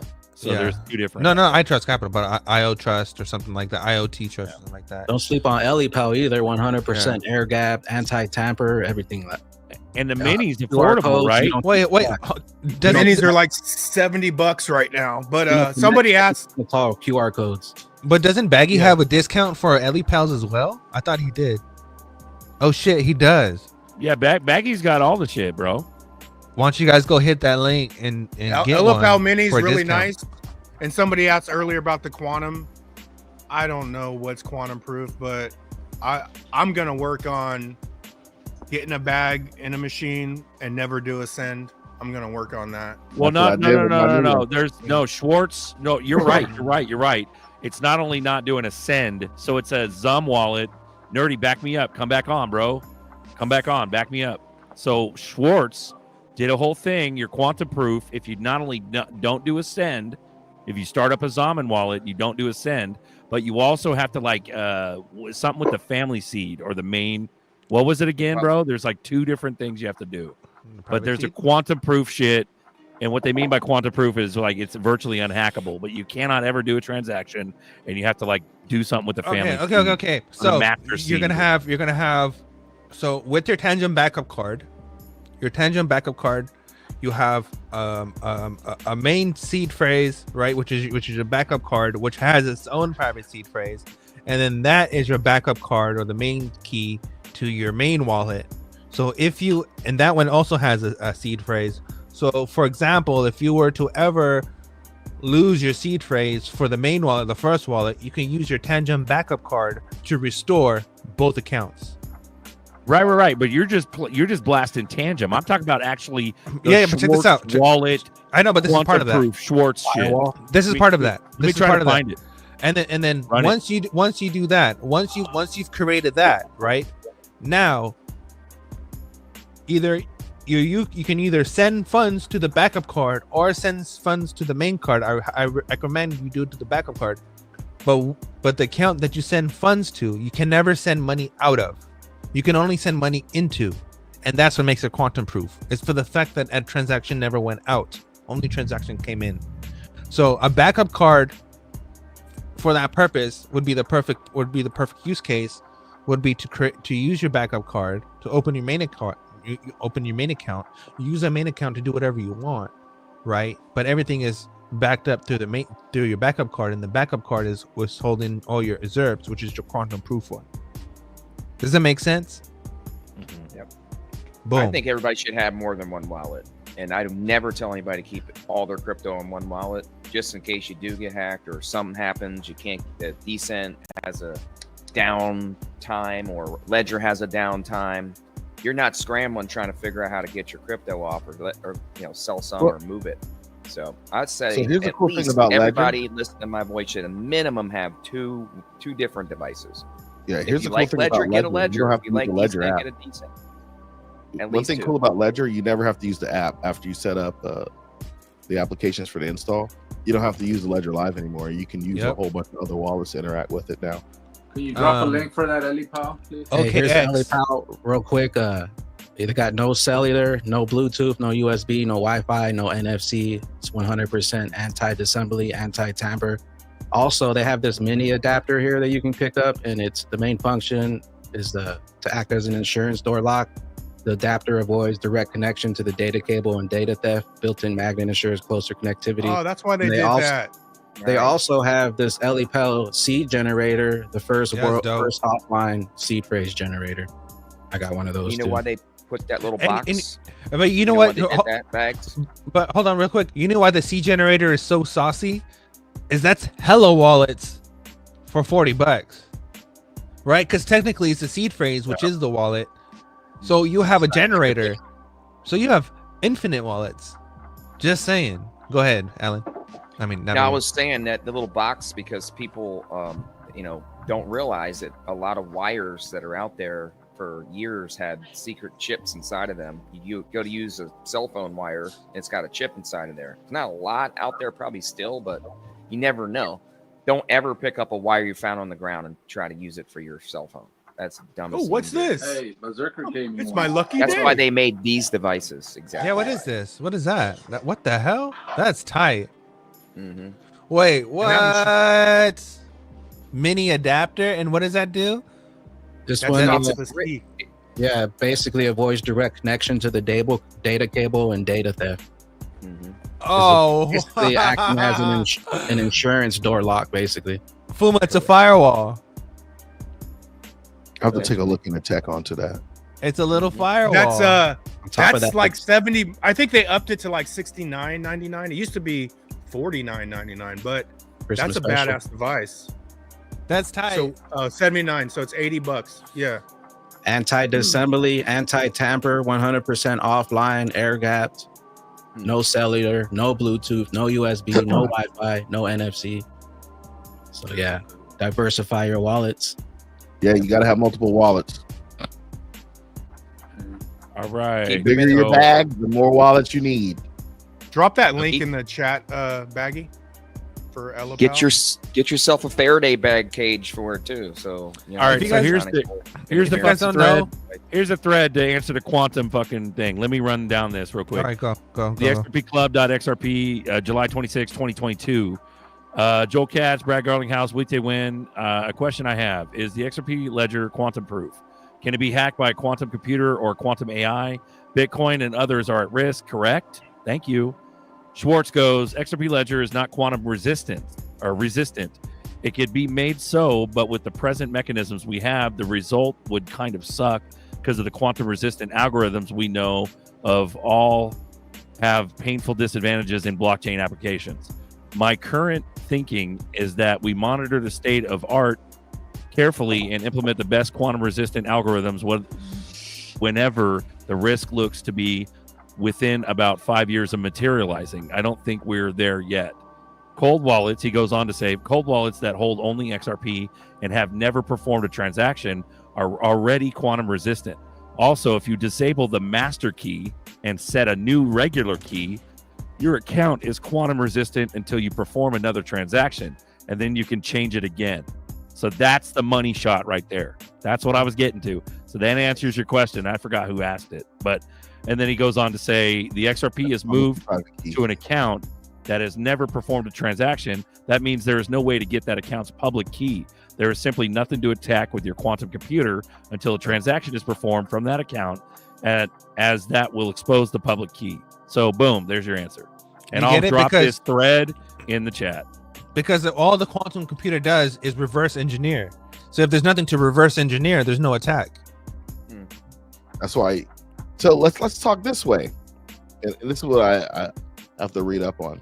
I'll be right back. Let's say you have a ledger and you have multiple wallets on it, right? You got multiple wallets, they're different blockchains. And then you got that shiny Bitcoin card that came from Ledger, and you're like, hey, I think I'm going to redeem this card. And you go through the redemption process, and it says, hey, you have to register your Ethereum account here to register the code to get the Bitcoin so you can claim it later. Will that mess up your other? I don't think it'll mess up your other public or private keys for the other blockchains that are attached to that device. I think just your Ethereum and your Bitcoin stuff will be published. What are your thoughts? Can you repeat that again? I wasn't paying attention. No, that's cool. I wasn't So either. if you bought a ledger, let's say you bought a ledger and then you have the XRP blockchain, the XLM on there, Bitcoin, and the Ethereum. And then if you bought Ledger over Thanksgiving, they had a special where, hey, if you bought the Ledger, you get $70 in Bitcoin. Okay. But buyer be warned, you don't get it immediately. You got to wait 30 days to reclaim it.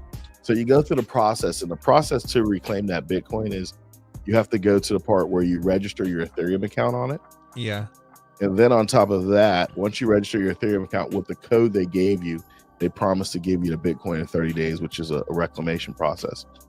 My thoughts through that are the only part of that may be publicly exposed with the public key is your Ethereum account and your Bitcoin account when you go to claim it. The other blockchains accounts on there should be okay, correct? Or not correct? Not correct, because this is the reason why. Because any exposure to any public key address from any network that private seed can't produce is all tied to that private seed in nature. Does that make sense? So even if you had an Ethereum address, it's still a public address that can be reverse engineered to reveal the private seed itself that would reveal to the rest, which would compromise the whole device. Now here's something everybody is not going to like. I'm sorry, go ahead. No, I just wanted to punch in real quick regarding the Schwartz shit. Is that here's a fucking narrative you never really thought about, or we haven't really talked about. It's not that you guys haven't thought about, but what I'm thinking is he had mentioned, he said, my current thinking is that we monitor the state of the art carefully and implement the best quantum resistant algorithms whenever the risk looks to be within about 5 years of materializing. That was literally 2022. So 5 years would put us at what, 27? Which is nerdy's fucking shit. And then check this out. This goes back to Buster. Buster used to talk about it because I'll give Buster credit all day.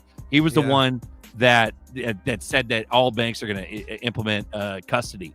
So cold wallets would be fucked out after they quantum crack cold wallet storage, and there's a freak out, and then everybody fucking custodies with banks. And that's the cyber attack, right?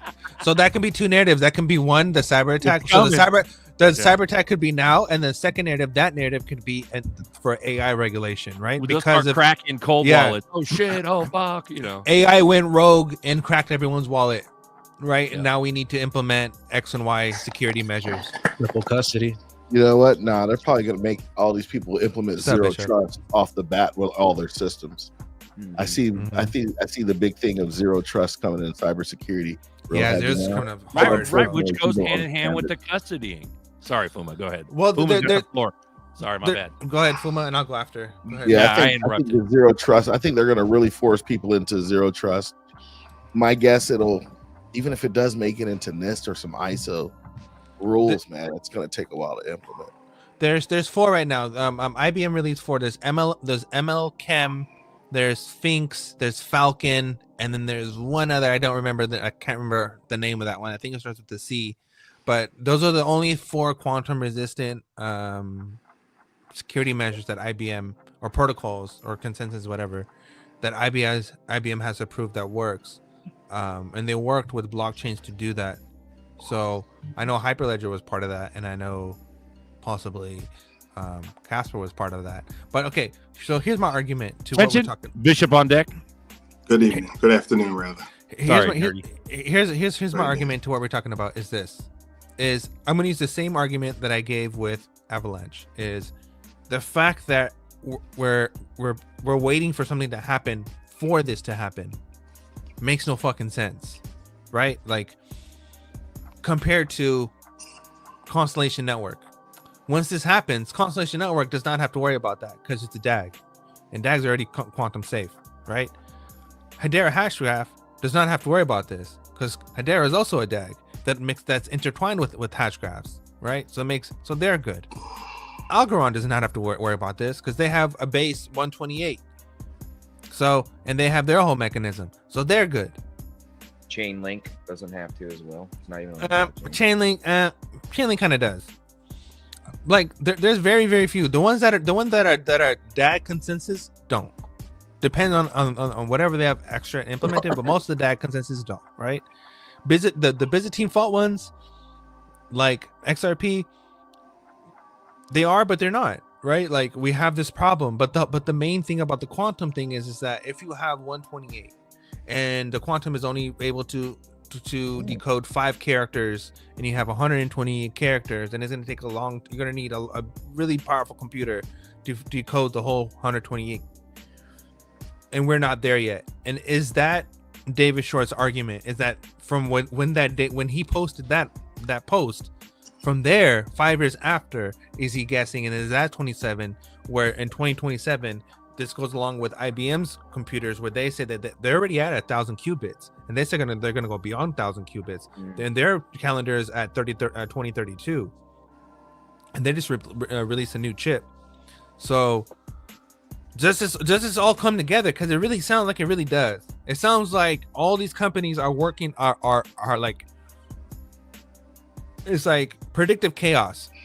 It's like they're getting ready for this. They know that there's economic turmoil. They're speeding it up through all these different other events to get to this main event, which is this quantum event, which is the excuse to get rid of everything else, right? And at the end of the day, somehow, some way, XRP wins in the scenario, and so does anyone else as part of the DREC Alliance. And that's why the DREC Alliance is the DREC Alliance, because the DREC Alliance is the alliance that safeguards. So everyone who wasn't part of the DREC Alliance loses their shit, and everyone who was part of the DREC Alliance, all their networks are safe from this attack. Does that highlight? Does that put that? Oh, anything that these companies have to do with is trusted, and anything else is crap. So we get rid of everything that's crap, and now we're creating this monopoly of crypto companies that are now this like golden standard of companies because of this X event. You get what I'm saying? Like there's a larger picture to this of what's really going on, right? Because all these companies are directly connected with Davos. They're directly connected to World Economic Forum. All these companies have all been taking pictures together. A lot of this shit makes sense. Nerdy, you want to shut the fuck up and let Bishop speak, or what? Sorry. What up, Bishop? What's up? No, I want. Go ahead. I want to bring the conversation back. I was just trying to get that out, bro. I'm just like eager. Fine, I figured this shit out, and I was just like, I have to fucking tell you guys that this is fucking massive. That's all. Go ahead. All right. I wanted to bring the conversation back to the wallets. I saw someone in the chat saying that EliPal, they hated updating EliPal, but as I'm aware, EliPal is the only one that never touches the internet. I mean, you have to literally download it onto a card that you trust, that you've checked, and then install it via its own port. So it never really touches. You never connect it to your computer at all with any wires or anything. You don't have to if you don't want to. Is that correct? I think it's the only one. No. Yeah. Buster, you want to take this? Or Bagman? SafePal is also offline. SafePal. Yeah. So SafePal have always been. Yeah. But that's the thing. They're QR codes. And when you're saying, you're talking computer speech though, Bishop.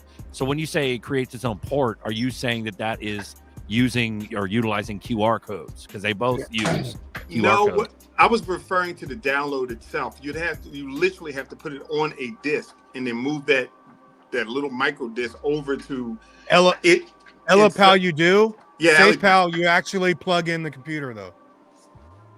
Okay, and that's what I was trying to But get at. Elipal, Only thing Elipal comes with a chip, and then you update the chip, and then transfer the chip yourself by physically transfer it over. Yourself. Yeah. And that's SafePal, you're plugged in USB to the SafePal port to upgrade. You're talking about firmware upgrade. And you have firmware. a device that you can use that it's also has extra security for Elipal that we showed you guys too that you can use as well. Right. So Elipal essentially is more fire-ish than SafePal. Yeah, SafePal is like a little. I don't know SafePal. I don't know if they have the anti-tampering, if they do or not. But the actual device itself is way easier to get into than the Elipal. It's cheap. It feels cheap as fuck. Cheap. I remember reading. I think that's Binance's stuff. I got a couple of SafePals, and I remember reading up on it, and I think it is tamper-proof. So it like fucking once you open it, destroys it. Yeah. But as far as quality-wise, because I mean I got SafePal too, but quality-wise, Elipal is a fucking monster. I mean, the thing's metal. It's not metal. It's one piece of metal, right? I think one it's one piece, bro. solid piece of metal. Yeah. You're a fucking monster. And like, if you pull out your Elipal after a year, it's still charged. You pull out your SafePal after a year, you got to charge that bitch for like 20 minutes before you could even get it to turn on. Like, Elipal is solid, but SafePal's no joke. I mean, for $50, because you're talking $50 and $70 compared to, you know, $200, $100. I mean, for the price, right? They're pretty good. Bro, I got the old school one. My shit's dead as fuck. I got two of them there, and they're the micro USB. They're not even C. Yeah, it's old. Yeah. They were $30 a pop when I bought them. They were cheap as fuck. Hey, speaking about that quantum stuff you guys were talking about, Ripple actually put out this article May 17th, 2024, Quantum Computing Impact on Blockchain, insights from Professor Sala, and they talk about blockchain security. And quantum computers could easily solve problems that are foundational to digital signatures, thus potentially undermining the mechanisms that protect users' assets on blockchain platforms. There it is. Boom. Thank you, Baggy. There's the fucking, there it is. And she also says, NIST. Boom. Efforts to establish a common cryptographic standard resistance to quantum attacks. This collaborative approach ensures new cryptographic schemes undergo rigorous community-wide evaluations, enhancing their reliability and security. Bro, they're essentially saying stake with us. Boom. That's everything we just talked about. That's literally everything they said. And custody.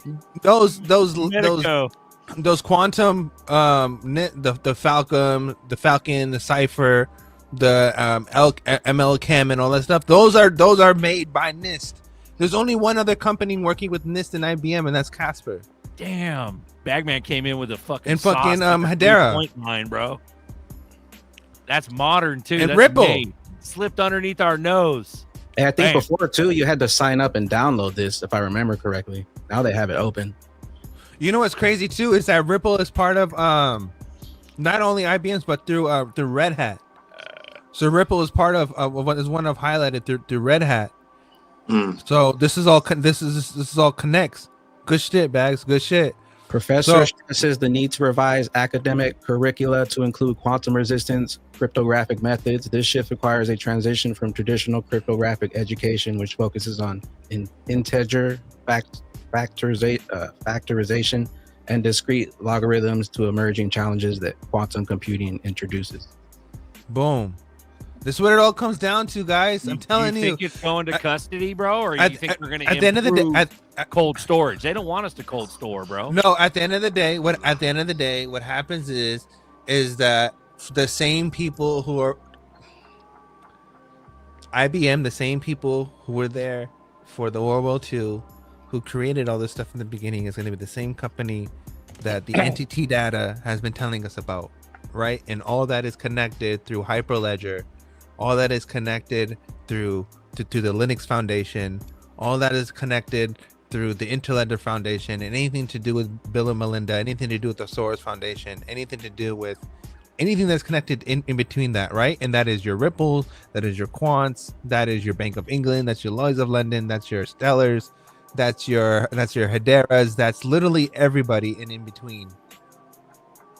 Think about that. So literally whatever is taking place, not only is it coordinated, but it's pre-planned in a way to the point that there are certain companies and there's going to be certain winners for a fact who are going to benefit more than others, right? Bro. Like Ripple. Bro, go back to the shockwave. That was fire. But to add to that, to segue a little bit, also shout out Apex, Hardlight. We got all the OGs on. Go back to the Hardlight comment. Whoever fuck had that up. What was that again? I wanted to say something real quick. Go me? Someone had that Hardlight comment up. I don't even know where the fuck it is. Sorry, I was like, I drink this Pepsi. And Not I was Hardlight, but Shockwave. Shockwave comment. Where the fuck is it? There we go. They won't nuke our XRP wallets with quantum attack. Right. What I'm thinking is, yeah, they want them coins back and shit, but I don't think they're going to fuck with like Byzantine consensus type shit. They're going to fuck up a Bitcoin wallet. When the time comes, they're going to fuck up a proof of work, 256 SHA, CIA evidence, and they're going to burn it all. That's what they're I heard going to there's do. already a backdoor to SHA 256 too. Also, Short said that the XRP is not quantum resistant, so they either have to do an upgrade, or they'll have to make new wallets, or we'll have to move to Ripple custody. All right, dude, what do you think what happens to the majority of crypto? Hold on. What do you think what happens to the majority of the crypto holders who don't fucking understand the difference between POS, or POW, and fucking consensus? They don't understand that. These crypto heads are like Doge and fucking Pepe, and that's all they know. Well, Ripple dropped that PDF, so they're already on it. No, I know, but I'm talking about the average Joe. The T-Dog said 50 million average Joes carry that shit. The ZRK army is only like fucking 2 million at this point. The average person it will become like the banks. They will just say, we will secure your stuff, and then we will guarantee we'll secure it, and then people will sheepishly just hand it over. They'll become the custody. I think that was the play all along. No, check it out. If they kill hands. Yeah, right. If they kill a 256 SHA wallet in, let's say, Bitcoin community or the rest of the crypto sheep, the degen fuckboys, their wallets get fucking compromised. Everybody's running. My point is that everybody's running to fucking enterprise custody. True. Even the ZRK army. True. I agree. Even the ZRK army. True. You see what I'm saying? Yeah. Because we're gonna go, oh shit. What if they're gonna get us? And then we'll jump immediately to fucking B of A. They already set it up too with the Chris Larson. Supposedly he got jacked for some XRP at his wallets, and then all of a sudden they dropped the custody shit right after that. Oh, hey, real quick, you just said the B of A stuff, and it just clicked something in my mind. Soft Joe. So right now there's a battle between Visa, Bank of America, and not really, but American Express. Well, the main that gets all the transactions is Visa, right? Visa is Bank of America, Ripple, right? So the only way Ripple's technology and everything that Ripple provides is a threat to Visa itself, right? So boom, there you go. I think that's what because the Cobbs things always keep getting to me. Why did they tell Cobbs to take down the Bank of America tweet or whatever the hell that he posted? There's something there. There's something really spicy there between Bank of America and Ripple that they're saving to announce, and I think that's what it is. It's some kind of merger, some kind of partnership, some kind of something because of the primary banks. Right, it's a primary bank thing. I've told you before. I have a friend that works for them in their financial department, and he's been telling me stuff on the slide for years.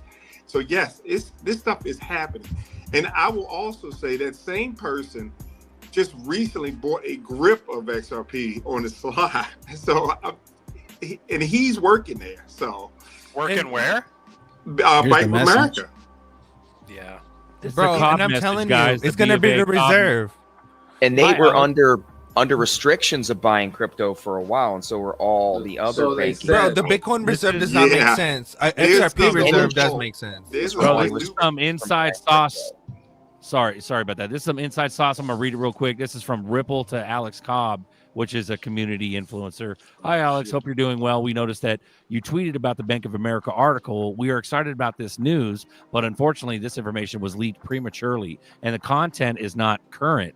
We are planning a larger campaign around this actual announcement and would really appreciate if you could remove the tweet so that we can launch a large campaign around the news when it goes live. We also reached out to the publication to remove the article. Thanks in advance for your consideration. Cobb goes, yeah, no problem. We'll remove it now. And Ripple goes, thank you. Really appreciate it. Polina. Boom. And this was in 2020, February 2020. Hey, So Navigator. Yeah, that's right after the lawsuit too. Oh no, Bro. that's Original before the lawsuit. Lawsuit I'm came telling after you, bro. end of the year. That's the secret sauce. And where, Navigator, you are correct. And where did the steams come from? There is a block on people working for the company buying it, but it's not a block on their family members buying it. I'll leave it at that. But every single one of your guys' stimmy came from Bank of America, bro. All your stimmies came from Bank of America. Think about that. The same Bank of America that's not going to be partnered with Ripple, who again, primary bank. That's a shit ton of money. That's all the money. That's the secret sauce, and that is your Horowitz. That ties right into your Tether. It only takes one company to fuck off, to literally collapse the current market, the current way that it is just to replace from that company to Bank of America. Literally, that's all that's really going to happen in the back end. That reminds me of fucking Silence of the Lambs, where he feeds his own brain to that one guy with fava beans. Bro, this was already in the works. This was already in the works. February, January 2020. What happened at the end of the year? SEC drops a lawsuit. Mm-hmm. Bro, that can happen with the buyout. It hasn't They even were already happened yet, moving. bro. That is true. If the institutions are putting money in right now, they got to have some kind of framework because they were literally not able to before for so many years. Who you talking about? They The have banks? to have something. Bro, I'm so we telling know you, something's coming. They've always been working on it. They've been working on it from day one. As soon as they realized they could move that money, they started working on it years ago. Well, and they just never said anything. Yeah. And for context, we were talking a little bit ago that I brought up the article where Bank of America, July of this year, said they have like a remittance payment app that just went live within the last couple of years, and that they were estimating they were already doing they had already done $500 billion through that remittance app. They were scheduled on track to do $1 trillion by the end of this year, and that was back in July. So you can only imagine. Like, also, Monica Lon from Ripple announced when the stablecoin went live, part of one of her tweets was, we're excited to expand Ripple's remittance market, currently doing about 70 billion in payments globally. Okay, so think about that for a minute. If Ripple is doing 70 billion in payments currently without Bank of America, and then they scale up to 1 trillion, like, can I tell you something? The Bank of America is one of Ripple's customers. I can show you the proof right now if you want to. Yeah, we already know that. But I'm saying 70 billion. If Ripple goes from 70 billion, they're according to Monica Long of this year, to 1 trillion with one customer. Like, what do you think that does to price? Oh, no doubt. Boom. Exactly. $20. One customer. Like, just I'm one. telling you, things are happening. I'm confirming, secondhand, it is happening. Stuff is moving. One domino needs to fall and everyone gets liquidated, and then that's the flip. What people don't understand is Tether to RL. That is the flip. Because of one company that's going to completely destroy everything, and that is connected to, again, the dollars in the market, in the treasuries, and at the sell-off, and so on and so forth. Okay, so I got a This little is way quiz. bigger than anyone expected. Little quiz. How long is 1 million seconds? Take a guess. Wow. 1 million seconds. How long? Just take a guess. Shout 1 out to million Matt. seconds. 3 months. 10 years. 10 years. What? 10 seconds. 3 months. I got no idea. 10 years. 10 minutes. No. 2 years. I don't know. It's exactly 1 million seconds. Let's go. No, it's 11 days. So how long is 1 billion seconds? Okay. 11 weeks. You don't get to Google shit. Just fucking spit out answers. 11 weeks. 10 years. Is it Now I'll weeks? say 10 years. I'm not a mentat, all right? Did it go from days to weeks? Shut up. Everybody shut the Not fuck a up. mentat. 31 years is 1 billion seconds. Okay? Damn. How long is 1 trillion seconds? Where are we going with this? Eternity. You know what I'm saying? I'm saying, dude, I'm not a mentat. Years? We're in years not now. Brazilian. 31,688 years. That's the Yeah. difference Damn. between a million, a billion, and a trillion. So 31 years is a billion seconds. Or you giving context? Okay. It's ridiculous. I'm just saying Apex. It's to segue onto how crazy that is. What Apex is. If we're doing a trillion volume a day, we're at 480 with the current total supply. Yeah, you're looking at just raw numbers from where we are today. That's a 13x from here if the supply doesn't increase at all. So with one customer, just one. So 13x from here. What? I mean, you're yeah. Anyway, each zero is a generational wealth gap. So you could have had that much money, but you missed it on a gap, by that much. Ooh, Bagman, running down the calculator. Yeah, 1 trillion in total estimated daily transaction volume, with the current supply of 57 billion is 481. Bro, still not selling. Bullshit. You know you're gonna lick some ice cream at that point. Forever bad, man. Forever Because bad. because when that runs up, all the rest of the bags that are ran up, and I'll cash out them. But then I become an instant asshole where I work at. You know, we talk I wouldn't about even work there, bro. You got to disconnect. Everyone keeps talking about No. I have a grudge at that point. I told y'all to buy. You didn't believe I'm with you. Now you can hear me every day till somebody walk me. I'm out. saying that now, bro. Dude, at that point, I'm so wealthy. Like you're not even allowed to breathe in my direction. Like, get the fuck away from me. Like, listen, you become a demigod at that point, bro. Everyone like, keeps ridiculous. talking about selling out. And I will tell you, I remember back in the day, I remember when Bitcoin was $400. And if you would have sold, I would have easily, I didn't think it was going to get past 1,000. I sold what I had. And I'm still regretting that to this day. This XRP will do the same thing. It will get to the point where you don't have to sell it. You sell it when you need it. You just transfer it over to RLUSD and use it. You have a Visa card. You don't even have to come out to cash. Yeah, cashing it out makes no sense if you think about it. If it's going to grow like we believe it will, why would you ever cash it out? Just use it on the way. Well, if you're cashing out, you're buying property, gold, silver, or you're right. That's what I mean by using it, though. If you're going to use it, use it. But to say I'm going to turn it into dollars and stash, I think most of those people are just trying to get out their current situation, so they're just going to lick a little bit off the top. That's fine too. Again, that's using it, and that's fine. I'm talking about people like selling all their stuff. We've had 2 cases already. People sold the entire bag already. Yeah, they got in early, didn't know the research, so they're in and out. Right. That's why I bought Algo though. It's that knowledge, though. It's that knowledge. That's the difference between the Bitcoin days when you're saying, it's going to do what Bitcoin did. And so, but you know what it's going to do at this point. So that's why none of us, or even all the Blue Crew, got to give credit to the Blue Crew because they're all the same. They just don't want to join the show because they're more careful about their identities than we are. But at the end of the day, at the end of the day, that knowledge. Yeah, bro. They're just. I forget we've got people in the chat. I think it's just us some days, man. Well, you gotta consider like basic human psychology. The dumbass, fucked up questions that these people ask. They're Blue Crew for a reason. They're not stupid. They know these fucking answers. They just want to hear it again. They just want to hear. And then we, as their little bitches on YouTube, run and get the sauce and throw it on the screen so they can feel better about their investment. But you guys know, at the end of the day, if you got a fucking blue wrench, you know what this is gonna do. Know what you hold. We're gonna be gorillionaires. Period. 330 million. We love you guys. Yeah. No, but when I say like you're gonna be a demigod, bro, it's one of those things where no, I'm not trying to be like satanic or anything. No, I was joking. But at the end of the day, I don't want nobody knowing shit about nothing, bro. Like there's a certain, it's like your health. You got your health as wealth, right? Protect your health. It's like that, but with like anonymity. Like you could be rich, but dude, being famous is a curse.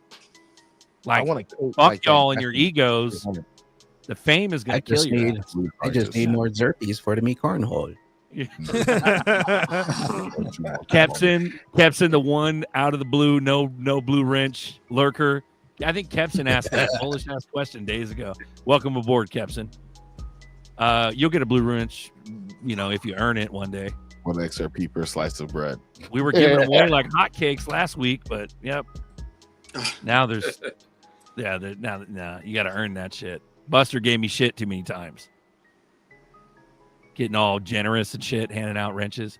But no, Kepson asked some shit in the early beginning of the show. I'm going to find that comment, Kepson. But anyway, sorry guys. I'm on a tangent today. But I love it. I love it. You're a tangent. I am. I need to get them tangent cards though, dude. I want to get that 3-pack. You mean you guys are messing with the XRP firewall? What's that? You guys aren't going to get the XRP firewall when the service comes out, or if the service comes out. I'll get it. I actually think it's going to be above. You know, enterprise solutions way better than that shit. I think so. I think that will be part of enterprise solutions. Correct. That'll be part of their safeguard. Oh, I already did it. Hey, Berserker, can you please go through quantum proof? Yeah, we already did this that. one. There you go. You grabbing this one, Zerk?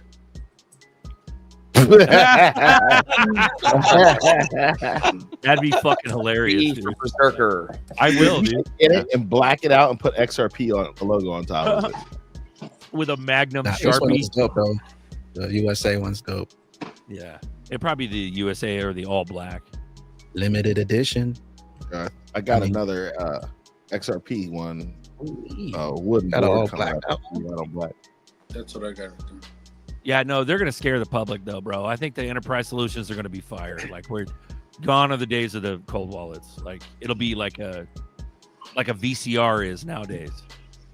You know, I saw one of those at Having the flea a market. cold the other wallet day. will be like having a Betamax player or something. Dude, I saw a VCR at the flea market. I was tempted to buy it. Oh, what's up, Ellie? What's up, Ellie? You should have, bro. You got to clean them LET heads. on deck. Oh shit, Ellie's here. Ellie looked disturbed. What's going on, man? Looks sad, bro. Yeah. G'day, lads. How are you? What's wrong? Chilling, brother. Why are you so sad, Ellie? I don't like it. Good day, mate. Tell me, Ellie. You said. Come on. No, bring it in. Bring it in. Come on. Bring it in. Throw What's off- wrong? Throw What's off wrong? method with the BTC Come on. card. Come on. Bring it in. What's wrong? What's wrong? Be Tell back. me. I'll even take my shirt off, bro. We'll go skin to skin. I don't even He's care. mad about G-Bex. He's got crushed on G-Bex. Oh, no. We're Buy not the doing dip. Allen and Duel. We're not doing. And we're not doing Allen and Duel.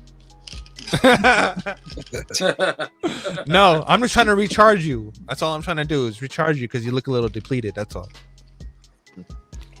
Digital orgy, Buster. Do you Well, think thank you for your Elon is concern. valiant or? Bro, I don't know, man.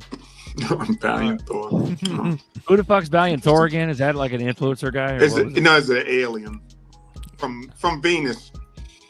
From Venus? No, seriously, I'm Oh. deadly serious. Look it up. Yeah, I don't know anything. I about recognize that. the name. I know about it. I know Really about it. quickly, really quickly. 1950s. Valiant Go Thor ahead. came to Earth to talk to the Pentagon about our nuclear products and where we were going. And he supposedly had taken some papers. Some people say he went to a wall, got some papers, and left. It was interesting. It's interesting. I'm gonna Google that now. I'm all Yeah, interested. Valiant Is Thor. it- Yeah, look it up. I've That's not like heard that that. That's a rabbit hole. I gotta look into that. If I don't Admiral see it Byrd. with my eyes, I don't. Eisenhower alien meetup type Yep. shit. Yeah. It's interesting. Yeah, he apparently landed in I think Edwards Air Force Base, and then they met him, and then it's an interesting story. You should look into it. Yeah, there's video of him too. He was actually in a few court cases too. They have some pictures that they claim that is him. Yes, that's correct. Mm-hmm. Did he I look went like into all of Elon? that. I gotta go down that rabbit hole, bro. I've never even heard of that. Really, So, bro? no. Go No. into it. It's amazing. Yeah, and I saw a digital ass like 3 times, and I meant to get to it, but good thing Oh. I did. Venable guys- bullish. He goes, you "What's guys- up, fellas? $10 before the end of the year." I say, "Absolutely, go run it, Bobby." I think you can, man. Send it. Do you guys know about the pictures that the Russia took from was it Jupiter or Venus or some shit like that? They have pictures. They actually have pictures, and they found bases. They found actual bases on the planet.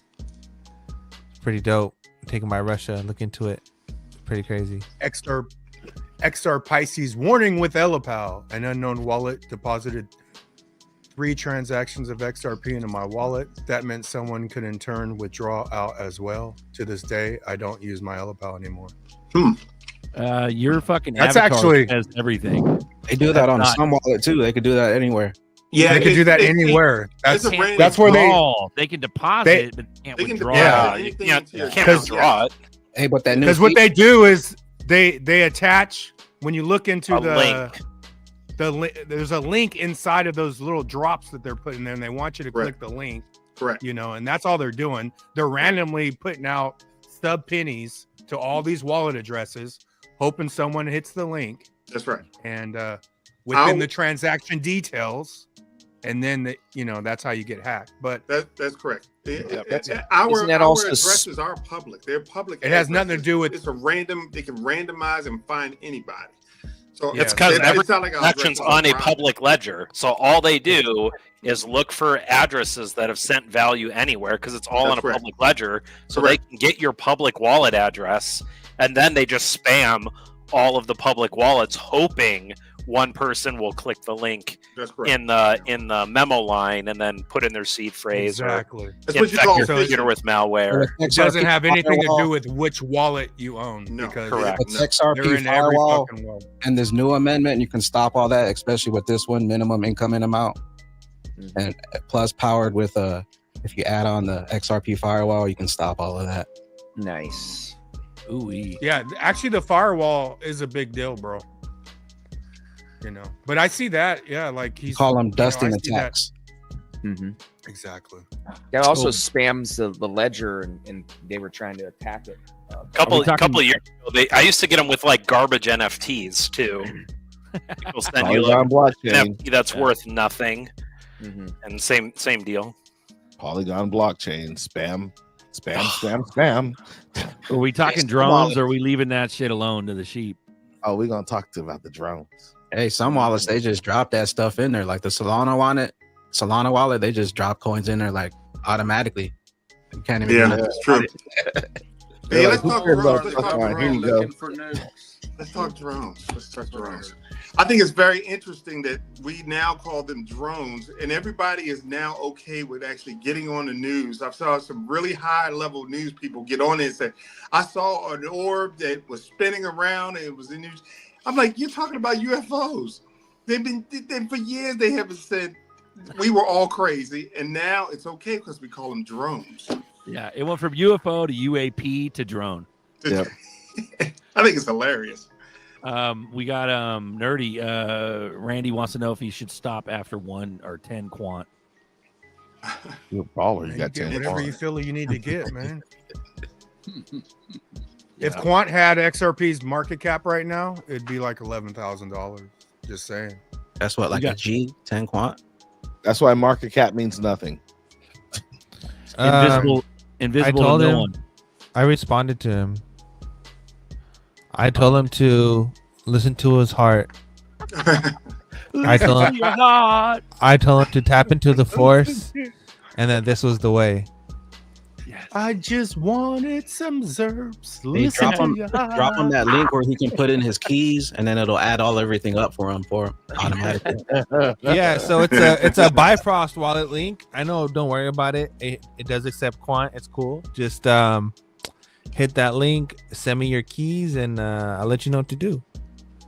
You guys were talking about drones. We're also seeing a lot of Project Bluebeam starting to appear everywhere. We're seeing orbs. We're seeing All those are distraction light plays. shows. We're seeing all kinds of blue They're beams turning up going the heat. on lately. Invisible So to it's a no one. combination of both. Invisible to no one. Derivatives, remittances, central banks, SWIFT, and real estate. How do you see a $10 or $20 only XRP? That's madness. Yeah, Because Amen. it'll be in stages. I mean, if they do all that at once, yeah, you'll be a gazillionaire. But they could do it in small little stages and get all your fucking coins back. So yeah. that's the whole outlook. Like everyone thinks, do you believe it'll be in one stage? It's what you believe. I don't believe it's going to be in one stage. That's just my belief. You know, it's my belief. But I'm not is- talking the end game. The end game, it'll be fucking $50 million one day, bro. It's endless how high it could go. Nah, my belief is that XRP is a $1 billion coin. That's my belief. But a $15 billion XP, man, I got the Buster belief because I believe that's going to be a $50 billion XRP because that's bullish as fuck. Can you imagine $50 billion and all you had to do was hold for like what, Bitcoin did that in what 14 years? I got one for you. In 14 years, Bitcoin was 0.006 and it went up to 100K in 14 years. You'll never do that at a job. Well, I'm gonna give y'all a number to help you out. This is I'm gonna drop the bomb on y'all. Hold on to your bag. Hold on to 20,000 XRP. No, let's say I want y'all to hold on 20 XRP as long as you hold it onto them old rusty draws in your cupboard. You know, some of y'all got them old rusty ripped draws that you have for the last 20 years. That's all you have to do with your XRP. It'll be worth more. What are you doing looking at my drawers, Fuma? But to Fuma's point, I've been telling people the exact same thing. I'm saying get yourself a cold wallet, put it in there, stick it in the closet deep where everything you forgot where everything is, because we always look through that closet and find it later, and you'll be much happier. So I said, put it in there, stick it in the box, stick it in your closet, and forget it. Well, Apex, in your garage right now, you ain't seen in 10 years. Yeah, that's right. I want to shout out Apex with XRP and shut up. I want to shout out Apex real quick, and we'll talk about Liz's right now. But Apex is a statistics man, and we're at that point where he's talked about this multiple times. But like the rich, there's a reason why the rich list doesn't get bigger. It gets bigger, like there's more wallets, but the amount to be in the top 10% is still 3,000 or whatever the fuck it is. Hard, dude. Yeah, Hard. it's crazy. And so, but this is the thing: they're going to price us out to where we're only going to be it. That's it. The 1 or 1.5 million people that have ZERPs or any kind of substantial amount of ZERPs are going to be it. That's who's going on. We're already on the ship. In other words, the ship's fucking door is already closed, or it's about to. Anybody who's going to buy now is going to buy at a FOMO level with not the knowledge that we have. They don't have the knowledge that we have to keep them safe forever. They have to buy or sell that 1,300 a week later, like Homeboy's brother or whatever. But that's what I'm saying. Like the psychology is already baked in. It's already baked in. 2619, bro. It's even less.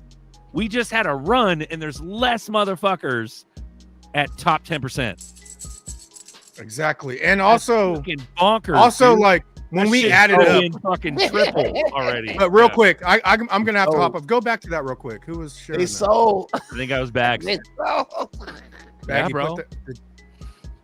I got it. Hold on. Completely. Okay, but also, okay, 0.01. That's institutional shit. But even 0.1 doesn't mean it's institutional money. So you think so? I don't think so. What is that? 400 million? Oh no, that's 400,000. Exactly. Sorry, I thought that was 400 million. My bad. Yeah. So my point was, when we added up 1 to 10%, 0.5% is not institutional, and we left that out. 1 to 10% was over 20 billion coins. It was like 28 or 27 billion. Yeah, it was like 27 billion coins, but we left out 0.5, 0.2, 0.1, and those aren't even institutional. Institutional is 0.01 and greater. So do the fucking math. We got a calculator. So do the math, and that's why, What are we adding up? That's why the ramp up. Yeah, no, we're adding up 0.1 to 0.5. And we're doing. It takes a while to add it up. It takes a second. Yeah. Here, let's bust out the calculator. I have to use AI. But I gotta hop off. I had something come up, but appreciate it, dude. 240, 250 watching for 2 hours. That's ridiculous. But that we're in the ship and the fucking door is closed. Like that's what's happening right now. You know what I mean? I'm gonna be like, what's the secret code? Thanks, Buster. Peace. Yeah. Good to see you, Buster. All right, I'm gonna need. Can you, Bagman? Can you run off the numbers? Yeah, 400 and I got AI doing it. So if you want to just look at that. Oh yeah, let's do that. My bad. Go ahead. This is crazy, man. So we had like the 1 to 10. Are you doing all of it now? What are we doing? These numbers? Do it all, bro, and just see what retail owns. Leave out the 0.01. Well, the problem is you got to take the 404,000, multiply that by the 579. That gives you the 1%. Leave out the 0.01, the 0.001. So he already did that, Buster. Okay. He's got 0.1 to 10. That's all retail, bro. Run it. That's beautiful. Yeah. This is honestly the true number of retail right here. Well, you'd have to say retail would be 4,000 times 579 plus 221 times 1149. Right. That's why that number right there is wrong. The combined total of XRP is 858,000. Yeah, you got to keep going in that. He's got to times it all. Yeah, and that's where we get into the billions number. We get into the billions. 0.01, right? No, he said not 0.01. Yeah, that's right. So 0.1. So everything you got there is correct. This shit's important because it really gives you a realistic viewpoint of actually who owns what. Yeah, I would just do all the numbers and be like, that's the top 10%. Just do all the multiplication and addition. Forget the points. This is crazy. Yeah, that's why someone on my X said the other day, well, so-and-so said there's not 2 billion retail coins, Uncle Buster. And I said, well, tell so-and-so he don't know what the fuck he's talking about and add up the chart. You about to get smacked in the mouth. Buster style, Unk style. An Unk smack. Hell yeah. Fuck yeah. Thank you, Bax, for running this, bro. It takes a minute to punch in all these fucking numbers, dude. It's a pain in the ass. I'm surprised they don't have a calculator in here somewhere. Well, it doesn't read it right. Like see how it gives you a combo, and it's just only adding up all the XRP. It's not adding up the multiplications of the holders. Yeah, you got to be more direct with her. Oh, the trust lines. Are we not talking? Doesn't that show trust lines right now? Ooh-wee. Did the spaces fuck it up? Nah, it should be good. Oh, damn. He formatted that shit. He's like, not if we use AI.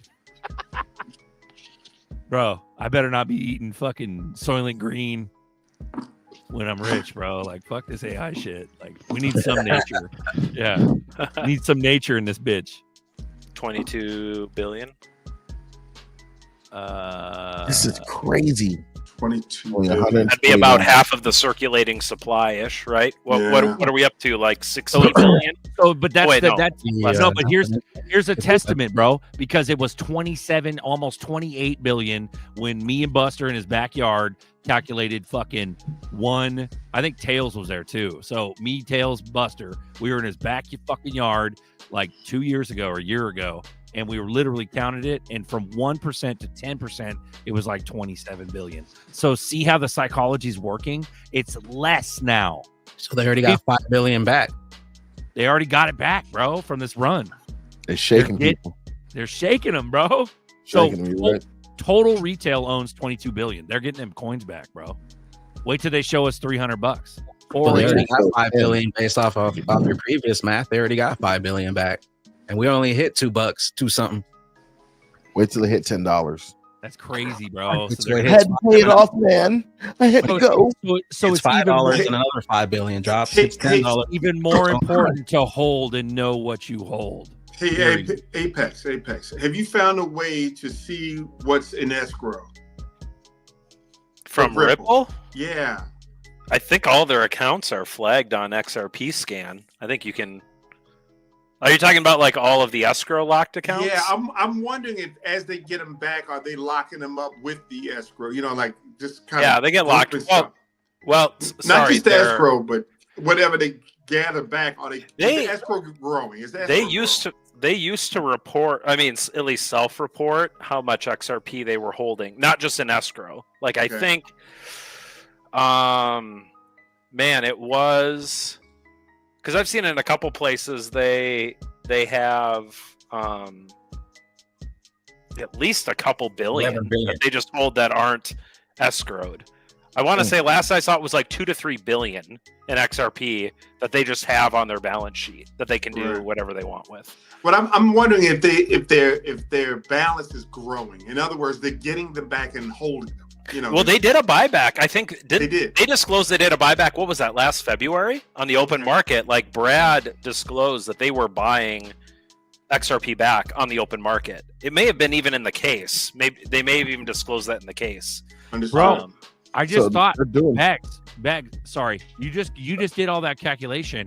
That was 22 billion, but all we calculated, me, Buster, Tails, we ran down and we got 27 something billion for just 1% to 10%. You also did 0.1 to 0.5, and that's big fucking numbers. So they got back more than 5 billion. They got back like fucking 10 billion on this last run. You know what I mean? So it's more than 5 billion that they got back, bro. It's already working. Buybacks in effect. Yeah. So you guys got to check them when they say they're doing a buyback, because I've noticed they've been very, very off color when they say that. And the way I mean it is, I heard them say, like January 19th, it was like January 19th of 2024, they're doing a buyback, and it was a stock buyback. It wasn't a Ripple, the coin buyback. So they I don't know why they do it. They don't give a distinction between the two. Because I'm always like, well, fine, I'm buying more coins now. I'm just gonna buy more coins. But I think Muddy the waters, bro. That just proves how fucking paper hands people are. Like, we're literally elite of the elite. If you know what you hold and you ain't selling shit, it's a lot less than 1.5 million XRP holders. The actual true diamond hands are maybe what, 100,000 in the world. Me personally, I'm just scared that I don't have enough. That's why I keep buying. People are like, you're buying at a higher price. I don't care. Here's the actual breakdown of each one. Okay, so it's 2.5 bill, almost 3 bill, and 3.5 bill. So that's 6, 7, 8. So almost 23 billion. That's 9. So 9 billion alone we added to that. So let's say we started off with 27 billion, 1% to 10%, and then we added 9 bill to it. So that was 9 bill that we added. So if it's 22 billion, take away 5, dude, that's like 15 billion they've already got back, bro. 15 fucking billion. That's like half the. That's retarded, bro. Everybody's paper hands. According to Paper this math, hands. everybody's a pussy paper hands, bro. Everybody is. Yeah, I know a guy. I was like, "Yo, how's it going?" He was like, "Yo, I sold it all. I'm waiting for a dip." I was like, "Bro, you're gonna keep playing with this fire." Yeah, I to that point too. It's like, I think that's why you have to have a plan, because the reality is everyone's psychology kicks in when you just experience a 4x gain over 6 weeks. You know what I mean? Right. Like that euphoria, that immediate gratification. Like, when those numbers become real, like if you don't have a plan, like you're just going to be behooving to whatever you want to buy, or whatever you wanted to buy 5 years ago that you couldn't, but now you can now, right? And I mean, you just see it over and over again, right? I mean, I hate using the same example over and over, but like Amazon stock, right? If you would have bought Amazon stock in 96 or 97 when it was 75 cents, and you knew it was going to go to 3,400 in the next 25 years, you'd hold, right? The reality is who are the people that actually held Amazon stock from 97 to, now? Jeff Bezos. That's it, right? The fucking insiders, yeah. But even most of the insiders, right? Because he still had a team. He still gave equity to people of the team that help him bootstrap it. Like, overwhelmingly, I would venture 99% of people sold 90% of what they had, even though it appreciated all that much, right? And so now you're talking about something that just did, stocks don't do a 4x or a 6 weeks, right? Unless they're like a penny stock, like that's going to crash immediately, right? Or someone comes in and buys them out or something weird. Right, exactly. So it's like, if you don't have a plan and like, what you got? I forgot one of the line. 0.1%. Yeah, so it's almost 25 billion. 25. Okay, so bump that. So 13. They got there's the magic number. They got I know, but billion you're also forgetting the burn rate of XRP, and plus you have to include with RLUSD, how much faster is the burn? So how much faster is the supply actually being decreased over time? It's actually a lot faster than we actually realize. But I like what Apex is saying, because he's exactly right, and that's one of the reasons I've noticed. I mean, Dual Citizen just had 2 people to sell all of their stuff because they don't really have a plan. The only plan is to make money. And so they just, when the money is twice or 3 times, that's made money. And I'm going to sell it all because I don't, that's just the way people think. And but your plan, what you're saying plan is like just somebody got to get back to work. Somebody got to get back to work. Sell their bags so they can get back to work. Yeah, I'm saying plan. That's the piece of plan. You're saying plan. I'm talking knowledge, like what we all have here. Yeah, but the plan comes from that knowledge, right? If you don't have that knowledge, you can't make that plan. So that's what I'm saying. If you know XRP is going, it's at whatever 210 right now or whatever it is right now. If you know XRP is going to $15 in the next year, like if you know that because of what you've seen, what you've researched, what you've understood, like you're insane. Now, granted, if you're strapped for cash, you know you've got bills due or medical, like understand all that. But if you're just I made money 6x, like nobody would sell if they knew that. But what Bishop is saying, people don't view it that way. They got into it because, man, Bishop, I've been hearing you talk about XRP for years. I finally bought. Like my friend did that to me 2 weeks ago. He texted me and said, I finally bought XRP. And he bought it at whatever it was a week ago, $2.50. And my immediate text back to him was, too bad you didn't buy 6 weeks ago when it was 50 cents, But the reality is people buy it because they hear, well, I know you've been in it for years and I know it's gone up, so I want to buy it. And then they make $500, they make $1,000, and they feel like, hey, thanks, man. And they cash out and you're like, do you even know what you just sold? Like, no, you don't. You really don't. But, all right, so let's go back to numbers. So Bagman just showed the screen where the burn rate is 500,000 per quarter. 600,000 Q3. Oh shit! So it's getting bigger. So if we roughly break it down, that's per quarter. So that's 2 million ZERPs. That's what no burned. use, barely any use. Barely, yeah. But here, this was a concept I wanted to say.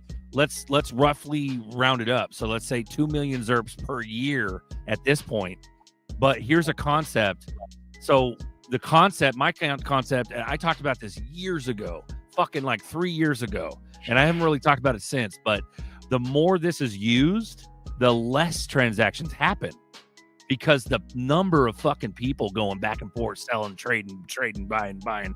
I don't think it's going to hold a candle, or I don't think it's going to hold a candle to the amount that the bots will make for the big banks and the governments. So in other words, what I'm saying is transactions and burn rate will way slow down. This is just my theory. This is my opinion. It'll way slow down once we get to institutional level, where the only motherfuckers that are selling ZERPs are me once every 6 months if I want to buy a Bugatti. Like, and the banks are doing like daily transactions, but they're large chunks. They're doing trillions in one transaction. Like, I don't know. What do you guys think? I think it'll slow way down. Flowing through the ledger, so transaction fees are just gonna the burn rate's gonna keep going up. You think it'll go higher? Okay, I think it'll slow down. I really wish I had the money to keep up with the quarterly burn rate. Like, I really wish I was that rich where I could be like, "Oh, we burned 538,000 this quarter. Go ahead and purchase it." Well, now, okay, if we could, Bags, can you do AI? Can you go 2 million on the scale we're at now? 2 million a year is burned. How long will it take to like eat a big significant chunk of said XRP? While he's doing that, I like to shout out to RN because I think he's right. He made a comment. People treat this as a stock tip, take profit and move on. There's something, my son was bringing out to me, and I kind of loosely talked about it a couple of weeks ago, and that was the concept of an investor versus a trader.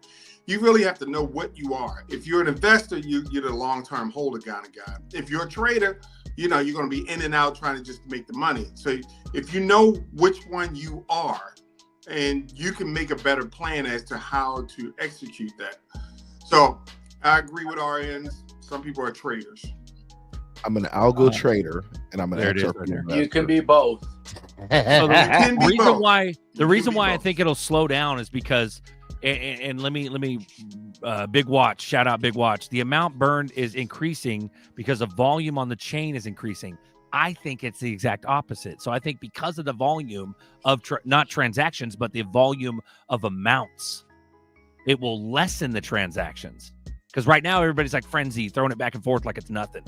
But once the big banks and then us big dogs are buying shit randomly, it'll slow way the fuck down. Instead of 1 million transactions a day of petty bullshit with NFTs and shit, it'll be fucking, you know what I mean? It'll be 1 or 2 big ass ones per big ass bank per day. And then we will fucking lick ice cream maybe once every, if we're not using our Visa card to buy shit through RLUSD, how often? Like, I'm thinking the transactions are going to slow way the fuck. Buster, I mean, anything you do maybe on I'm the wrong, ledger, bro. I don't fucking know. anything you do on the Look, I ledger think is you a got a point. transaction. Right. No So matter that's what you do on the ledger, it's a transaction. okay. And Yeah, it's but only 2 million average per year. It'd take 500 years to get to a billion burned. 1 billion. So, okay, let's say it exponentially 10x's. Let's say it's 20 million per year. 10x, that's what you just, do the math? You said 500 years. So 10x down. So it'll be 50 years by the time we burn 1 billion. So we got I remember with this asset.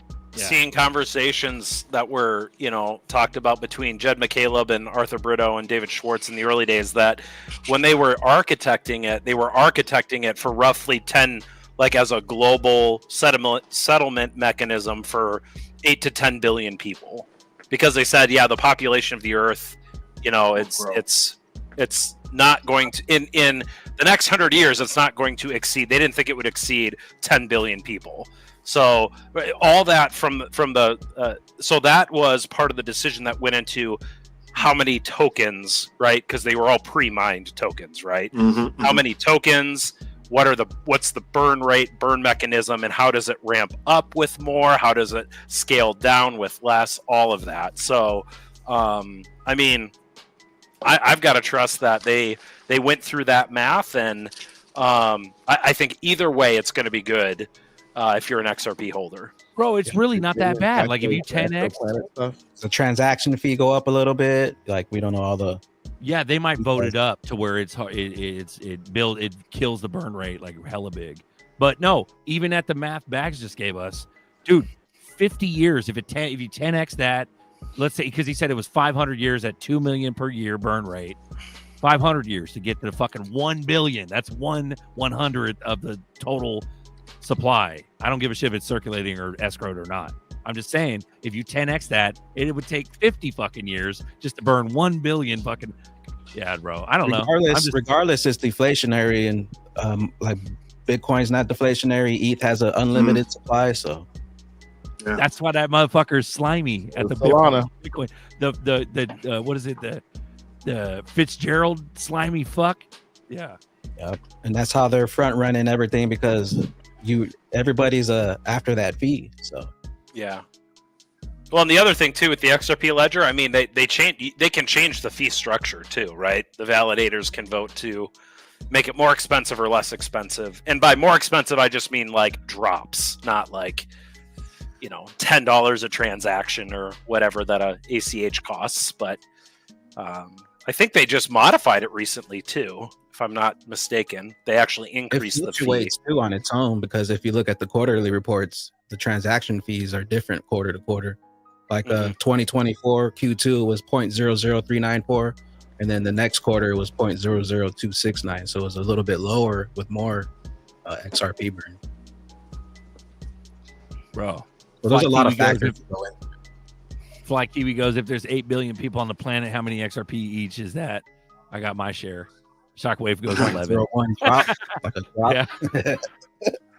But that's the thing, though. That's another fucking red pill rabbit hole you go down. The fucking population's only like 1.2 billion if you fucking run down that one. So, bro, welcome to coffee time. Well, they don't all need to hold one ZRP. They can get in drops at a time. And then there's plenty. Or use their Visa with their RLUSD, and they don't even know they're doing it because everything's Apple Pay, because they're fucking robot automatons. We got Happy Days on. What's up, pimp? What's up, Happy? What's up, guys? What do you got? My family. My family. You know that scene in the Bible when they're on a ship and it gets a big ass ripple wave, and they go, Lord Happy, save us. The ship is about to sink. They're all panicking. My mother-in-law, my wife, fear not. This thing's about to explode and the water is going to get calm. And we're about to get rich. Bro, it is so close. I'm pumped. Man, bro. I'm telling you, bro, like the more we talk, the more I get fucking crazy ass bullish. Even breaking down the numbers, it makes it more solidified, and where they're going to show us big ass numbers that we think is big ass numbers, which it is. If we go to fucking $300, dude, we're fucking We're all multimillionaires, if not billionaires. But at the end of the day, that's nothing.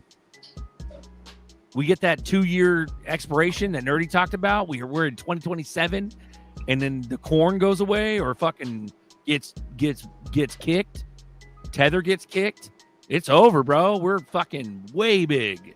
All that shit's happening right before our eyes. Tether. Yep. Well, there's multiple catalysts at play to switch over. We got the USDT, the quantum shit, bro, all kinds of stuff. They're gonna make us steak with banks, bro. Fuck. That's the thing. It was always about freedom in the beginning. Fuck the banks, fuck the Federal Reserve, blah blah blah. But then watch, we'll run there as fast as hotcakes, bro. The Roger Ver dude that they're trying to give 109 years, he's saying it's all rigged because most of the places they're setting up shop with BTC, it's all at a custodial level, so you're plugged in with them anyways. Yeah. All their wallets are being handed out through a custodial. It's not non-custodial. You own your own keys. Damn. And he dropped his book. He was an XRP dude too. He has XRP. He was early Bitcoin. He dropped his book the next day. The government was trying to extradite him and give him 109 years. What's his name? Roger Ver. VER, right? Yep. Damn, that's crazy. Yeah, Nelson, no shit, bro. That's the whole concept. Is that $300? We ain't worried about shit forever. Nothing. Like, we're gonna be long ass gone, and our kids' kids are gonna be rich as fuck from that at $300. Like, can you imagine $100,000 fucking ZERP, or even more than that? Nerdy's talking about like 30 mil, $2 million ZERP. Like, that's crazy. And it sounds like a dirt. Yeah, it sounds like a. It sounds like is the one that referenced XRP at $1 million. Bro, what the fuck? That $300 action is supposed to be on 2017 chart action without all this outside RLUSD regulation, Trump coming in, 330, bro. The crypto czar, everything. Japan, Korea. But happy days. We're all crazy. It's all the fucking clowns. Yeah. I'm okay with being crazy. Amen. It's all rigged from the start because XRP was getting ready to flip Bitcoin, and that's when they dropped the Korean exchanges. And basically, that was the end of the XRP run. And then all of the other bullshit that started coming in with SEC and all the FUD continued. And then they dropped the case in the next cycle. The next cycle, they dropped the SEC case and shut that down. So, yeah. Bro, a 2017 repeat is 450, bro. That's from now, though. I think from 50 cents is what we were originally referencing. So 76,000% is like $330. But bullish on you, Shockwave, for sure. And you guys talked about it. I think the charts extend past this bull cycle when it goes into regulation plus utility. It's going to go further out. Yeah. It's a Viagra orgasm. And XRP already has legal clarity, so it's already in the perfect position to be the premier blockchain. Well, only a few of us see it. Bro, but the hardest part is coming, though. The hardest part is not fucking going too ham when we're gorillionaires at $300. Yeah, I think if throw that ham, bro, right? Yeah, if there's not good yield opportunities like F assets on Flare for yield, banks offering to custody your crypto for a good APR yield with insurance, all that, I think it'll be really easy for a lot of people to sell. But again, like thinking of it as an asset, like generally, like wealthy people do not sell assets; they accumulate assets and then find ways to borrow against it or earn yield on it, right? If things like F assets on Flare go well, and there's an opportunity for someone that says, "Hey, I just became a multi-millionaire overnight. I could sell a good chunk of this, right? Or diversify, or hey, I could stake it on Flare for 5% a year." I think the other thing too will be really interesting, although I don't think he'll pull it off. Personally, I know everyone's really excited about Trump saying there's not going to be gains on American-made cryptos. Okay, he can say that, and man, would I love that to be the case? Yes, I don't think that's going to happen, but additionally, if that's there too, that I think that's going to incentivize most normies that are holding XRP to sell, right? It might just be another way where they say, well, I get it tax free now, right? So I don't know. I think the temptation is going to be too great. Like, again, the biggest enemy I've learned for myself is my own psychology in this market, right?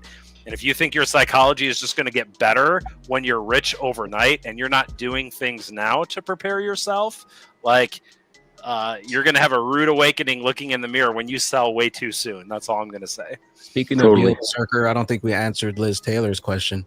Oh shit, where's she at? Okay, there you go. Oh, sorry, what up, Liz.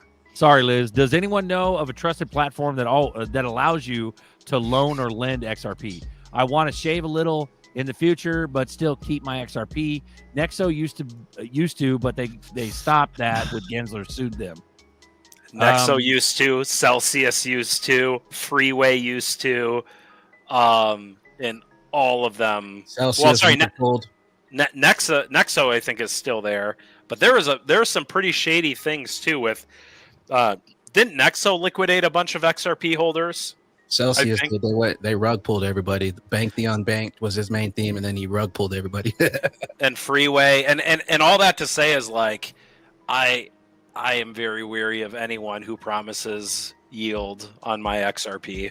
Like, if it's not bound by like a smart contract that can be independently audited and is not self-custody type stuff. Yep, privy to where you still hold it, right? But you basically wrap it and it's cryptographically sealed, still on your hardware wallet. Like, I don't know, there's just too much scams out there. I remember Buster talking about that years ago. Buster, what's that, Bex? I think you can if you have access to BitTrue. They got stuff like that. Yeah, I don't trust BitTrue. I don't trust BitTrue either. I don't either.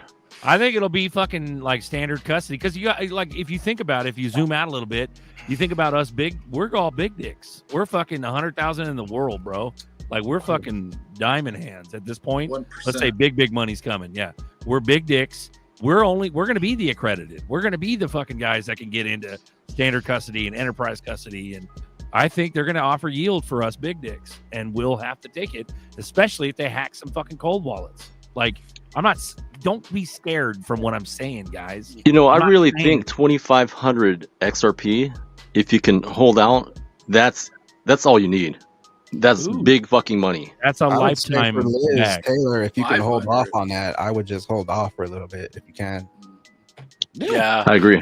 The other thing I worry about BitTrue is I know people that have been screwed over by BitTrue.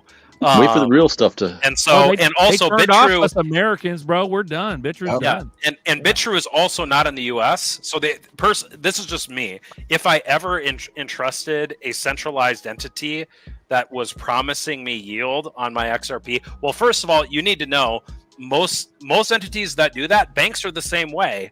The reason why banks offer you yield on your cash is because they then lend out your cash. They to make other 2x people or 5x more. Yeah. Right. Now the difference is a bank is in the U.S. at least, it's insured by the United States government. So if that government, and they'll secure deposits up to, I think it's 250,000, something like that. There'll be NCUA, all that. But like BitTrue or Celsius are not. And they are basically doing the same thing, right? So if they're offering you yield, even if they're staking it in a DEX or a DeFi protocol earning that yield, you are basically giving your assets to a third party, and even though your account says, 10,000 XRP on your wallet, like that is just numbers on a screen. The money ain't there. Celsius is actually trading your funds. If you put your funds with Celsius, they were trading your shit.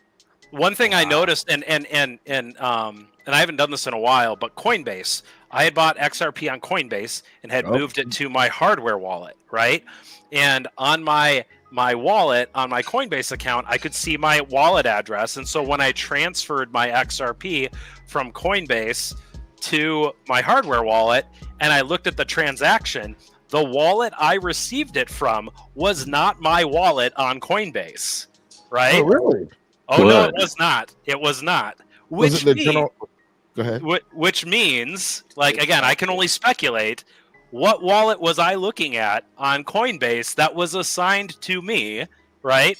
That didn't have my specific amount of XRP in. Celsius did the exact same thing. When I started hearing shady things about Celsius, I transferred my XRP because Celsius at one point offered yield on your XRP.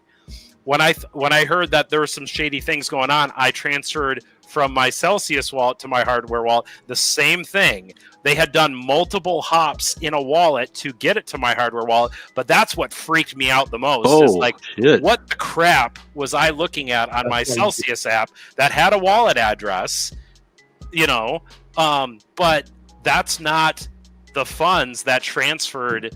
It didn't go directly from my Celsius wallet to my hardware wallet. That's all I'm going to say. Same thing with Coinbase. So I'm like super weary about, again, just me. I only use centralized exchanges for on and off ramps, right? Now, later in the US, when we have a full regulatory regime and they're insured the same way banks are and more protected in that way, it'll be different. But I don't know. I've seen too many. Again, I'm jaded. I've been in since 2013, but I've seen a lot of people lose a lot of money with centralized entities that are promising them 3%, 7%, 11%. I don't trust any of that shit. And I don't. And too many people get burned. And for me, it's like I've worked too hard for my XRP or my crypto to let Celsius end up in a bankruptcy court, and then maybe I get my money back. So sorry, off my soapbox. Say that, and I'm gonna just make a comment. Apex, I've seen wallet lag with XRP, specifically with Coinbase. Meaning, I've gone on Coinbase, I move it off, it hits my ledger, and it's still showing there. Right, It's still showing in my Coinbase account, and I'm like, wallet lag. I never thought to check the receiving from address on my ledger. About to do it right now as we talk. I'm just saying, like, again, this is the beautiful thing about cryptocurrency is you say, oh, so Coinbase says this is my wallet and this is my hardware wallet that I'm sending it to. Well, check the transaction history. Oh, that's weird. It came from a different account. Wait, but that was my wallet, but that's not the wallet I saw in my account. I don't know what that means. All I know is that's not how I think my account-to-account transaction should work on a DLT blockchain. I'm no expert, but that just makes, when I have questions about it, it's like, ooh, that just does not make me feel good. So, hey, but I will say that BitTrue has been around since 2018, and didn't somebody say they forgot they had something in the Power Piggy and they pulled out like 10K XRP? But one of the main rules of the Fight Club is not your keys, not your crypto. Yep, 100%. But yeah, I'll never do anything if it's not self-custody. Especially because we're getting to the part where you're going to be able to like wrap your XRP and gain yield on it without ever having to send your XRP to trust anyone other than your hardware wallet. Then you can just live off the interest. Right. Now, if you want to take a small bag of that because all the banks will say, hey, put a little bit of your XRP there and we'll pay you 5% a year and it'll be insured, like, and you want to do that with a small bag of that, like, I mean, sure, but I'm not putting my long-term hodl bag there. That's for sure. I don't know. That's just me, but you guys can tell me I'm crazy. You stake some RLUSD on like a uphold or something like that? Nah, I got to look into this bag. Well, they were offering what, 5% baked in, right? RL. Or they? I think I heard that too. I like that number. 4% was a number I'm shooting for. You take a 3 million lick of ice cream and you leave the rest of the bag alone. That's 10,000 a month. So at 4%, so 8%. Oh my gosh, please. But again, you got to ask yourself, if they're lending, if they want your money, your crypto, and they're going to pay you 5%, where are they getting that money from? Money's not free. They're lending. They are doing something with your crypto. And again, I'm not trying to scare people from Uphold. I'm just saying, ask the question. Like, if someone is offering you, put your assets here, I'll give you 5%. You should be asking, how do they make money? Transaction fees. Then on top of that, I found that Coinbase is actually running some of these nodes out here that are for staking that are in the DeFi world. Coinbase is running them. Oh yeah, big time running them. But if they're already doing that, they're already staking your coins on dexes. Yeah. You see where I'm going with this? They're farming you. All you have to do is look at Why can't you farm your own coins? People don't want to learn if you look that, at man. the other They coins they keep on offer, the they pretty blue only give you, screen, like, and they if you want to look at keep it there. If you All look right? at the other coins they offer, you can earn yield on. If you just do it yourself, you earn way more. Yeah, man. Using their nodes on top of that. I'm really worried about the hacking deal. That's the biggest concern I have is the quantum hacking in the future. Yeah, that's a scary topic that we brought up today, and I talked a lot about it. And I just wanted to say something. It wasn't designed to scare anybody. It was more of like a bullish concept when I brought it up. Where if they do end up hacking something, in my opinion, they'll end up fucking up the whole Bitcoin 256 hash shit, and then everybody in crypto will run to the banks, and that's when it'll be safe and whatever. that sounds That's just Quantum's getting into wallets. Those are all the wallets: Bitcoin, XRP, everything. I think it'll be So good we're cop, all bad cop. So like anything that someone can use nefariously, like quantum computing for bad, people are going to find ways to use quantum computing for good to protect against it. Amen. Right? It's like AI. Everyone, like, I use this example just because it's stuck in my head. Everyone's like, oh, all the kids in college, they're using AI to write their papers, and no one's learning anything, and college is screwed. Well, and then teachers learned how to use AI to detect papers that were written by AI. Like, so I mean, like, so whatever the boogeyman is, that's coming, right? With quantum computing, right? I'm not saying it's not a real thing to think about, but people are going to develop tools, good tools, to combat it. It's a good cop. It's good cop, bad cop. Bad cop. That And I'll be the good cop. Was already on it. If you watch that article, they're doing the research, having teams researching on the quantum shit. Also, we got the tools coming like the XRP firewall that can also help counteract that. Right. So we're not completely F for the XRP holders. Amen, bro. The research on that. Yeah. The PSA, the public service announcement I want to say is that I'm not worried. I'm not tripping out. I'm not like, oh, fuck, they're going to hack me. No, I'm just saying as a concept, a theoretical concept to make people go into banks. But at the end of the day, I'm not worried, bro. I'm all about cold storage. I'm all about it. So if and when anything like that ever happens, if it ever does, like I'm hoping that they won't fuck everybody before they have a solution. Does that make sense? So, but I'm bullish on cold storage, and you should be too. Ooh-wee. Ooh-wee. We got Ellie chilling. We're chilling at like 230 solid, bro. We've had a fat, crazy show. We're at 2 hours and 31 minutes. Do you guys want to keep going or what? Yeah, let me address Apex real quick. Yo, Apex, I saw what you was talking about. I confirmed it. Doing what? Internet keeps cutting out. Hey, you work, Taser? From Coinbase to your ledger, and the receiving address is not the from address is not the address that you did from in your wallet. It looks like Coinbase has a series of payment accounts that send and receive, but I just can't figure it out because I've sent stuff to Coinbase a long time ago using that account with this, but my account's not actually sending and receiving. It is, I guess, if I send to this, but if you look at the account that came from, it's a payment account. You see what I'm saying? When I went to your ledger, if you use that, it's an altogether different account, which crypto shouldn't work that way. Yeah. You see, it just doesn't feel good. I'm not calling out Coinbase for being shady. I'm saying as someone who is trying to allure me to custody my crypto, right? That's what Coinbase is. Coinbase doesn't have a business model if they're not a reliable custodian. So their job is to try to attract, well, not me. They're into institutional investors. They could care less if they get my crypto, right? But they're trying to allure me to custody my crypto with them.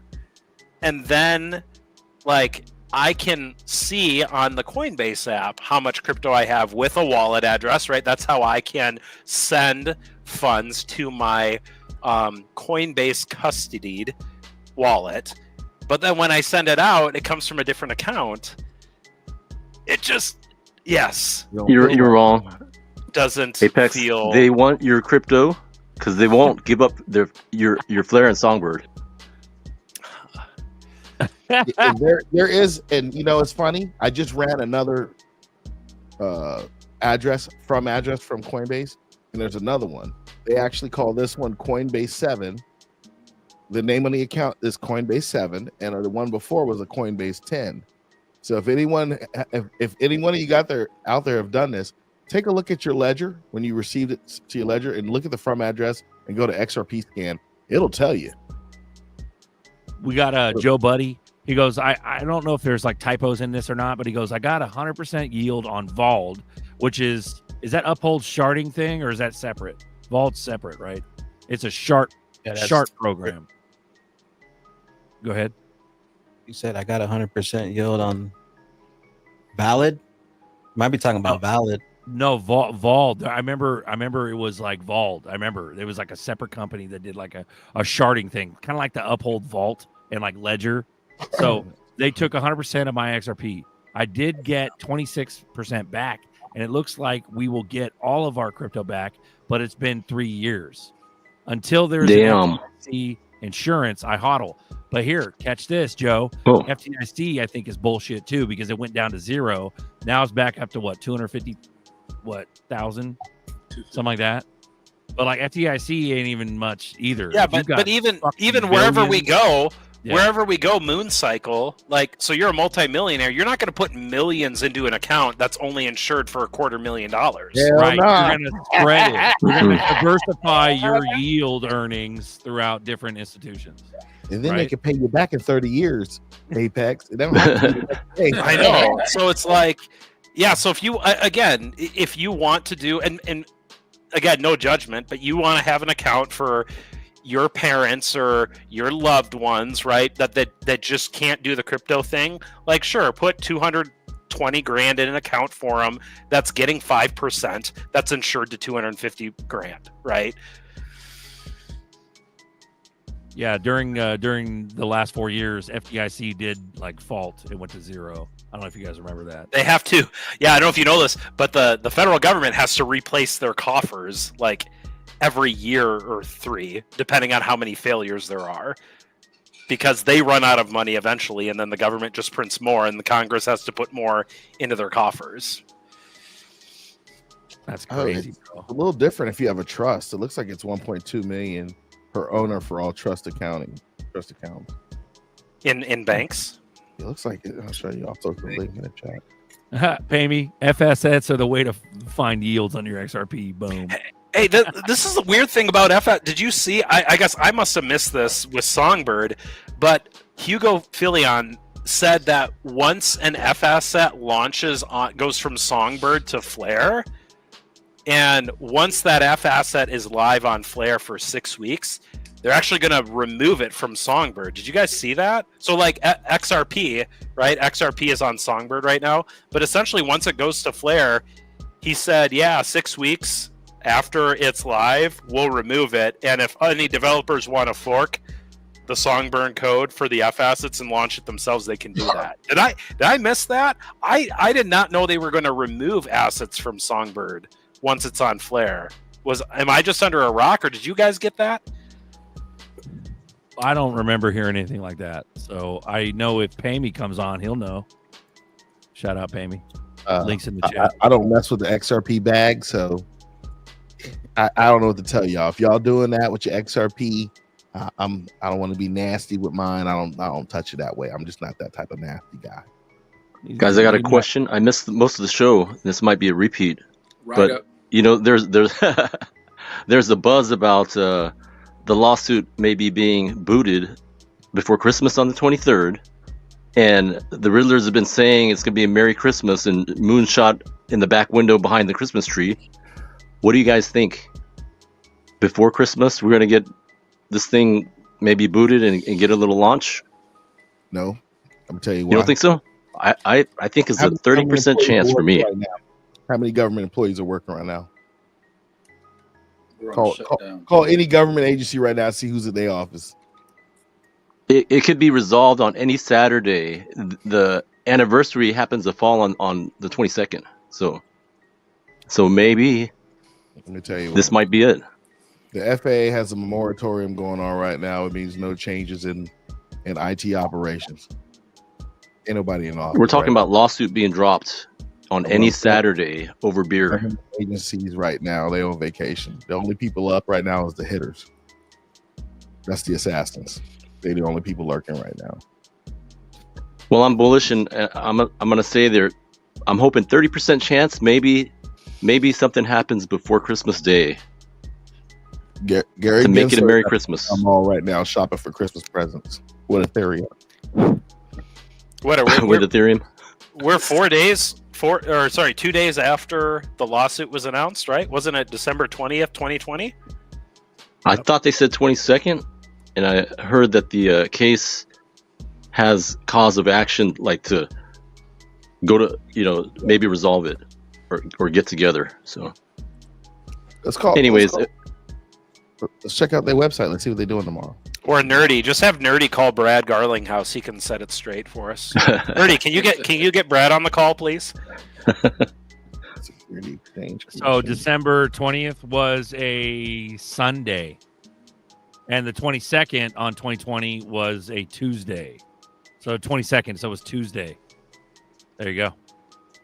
Let's see if they do anything today. So it was on a Tuesday when they announced. So literally 4 years ago to the day. It was a Tuesday, the 22nd. So today is Sunday. Yeah. So if it was going to happen, I guess it'd be the 24th is a Tuesday. Are they doing anything? I don't think they do anything today. Maybe tomorrow. Just saying. Thursday. It could be resolved over beer on a Saturday. But these and people are come grinding. Monday. They can literally do it on Christmas if they wanted to. They are grinding. All That right, would be Merry Christmas. All right, here's an open invitation. Happy days. You're coming over to my house. I'll invite Gary Gensler and Brad and Chris, and we'll just let them hash it out. And I'll buy as much beer as needed. I'll cook some ribs on the grill. We'll figure it out. Right? I'm there, even if it's not beer. Buster's Barbecue. Doesn't want to take each other out. Yeah. Says hi to your mom's and with a hot dish, with that hot dish and some beers. Oh yeah. Oh, it's so good. Then we'll go jump in the lake. Maybe go out on a boat. Get some hot dish. It's hot dish, by the way, not casserole. I can hear the Hot Canadian dish. right there. Hell yeah. You want to jump in the lake? I'll go there too, bro. Let's go. He will jump in. I'll be out there smoking a Black and Mild, staring at y'all. Me and Duel are the only ones that jump in, bro. Well, we'll just have to cut a hole in the ice here, is all. So. It ain't no problem. I got a chainsaw. So do you guys hate Gary Gensler? Nah. Thanks, I love Gary. No, I don't hate him. He let me stack I this bag. fucking love Gary Gensler. He let me stack this bag. I never would have had it without him. There are so many people that hate. They say they hate him, but I get it. How could you hate him? Right, I mean, but he was that's part only- of a plan, but he let me stack my bags. Never could have Right, got this bag. but you're a hardcore Diamond Hands. You're part of the Blue Crew, which is fucking very, very, very rare. And so people are going to be pissed as fuck, but they're going to have plausible deniability. See, we told you so with a cartoon. That's what they're going to do. Here's the tweet, Apex. Once the F assets tests are completed on Songbird and the F assets move to Flare, I encourage any of the developers in the ecosystem to fork the code and launch a version of F assets on Songbird. So he's essentially saying, like, and there's another comment too somewhere, another tweet where he basically says, yeah, the F assets on Songbird will go away, which to me doesn't make sense because one, I know Songbird is a canary network and it's meant to provide some value for testing. But again, as someone who works in tech, typically you have, to me, Songbird was always kind of like this, what's called the staging environment, a production-like environment for testing, right? So to me, it's just, I must have missed where they said, oh, and by the way, once F assets are on Flare, they will disappear off the Songbird network. Bags, can you look up Canary? Remember we used to compare and contrast the dev environment versus lab going to production. Like this is pure dev. Whatever. Once we get the code right, we'll throw it in lab and then we'll hit it for production. But this is pure dev. Remember when Spark came out? When it was Spark, and then they fucked us off with Songbird because we were all expecting Spark. Remember we used to compare when Songbird came out. We used to compare it to Canary, but I don't remember what the main asset was that Canary was part of. Was it ETH?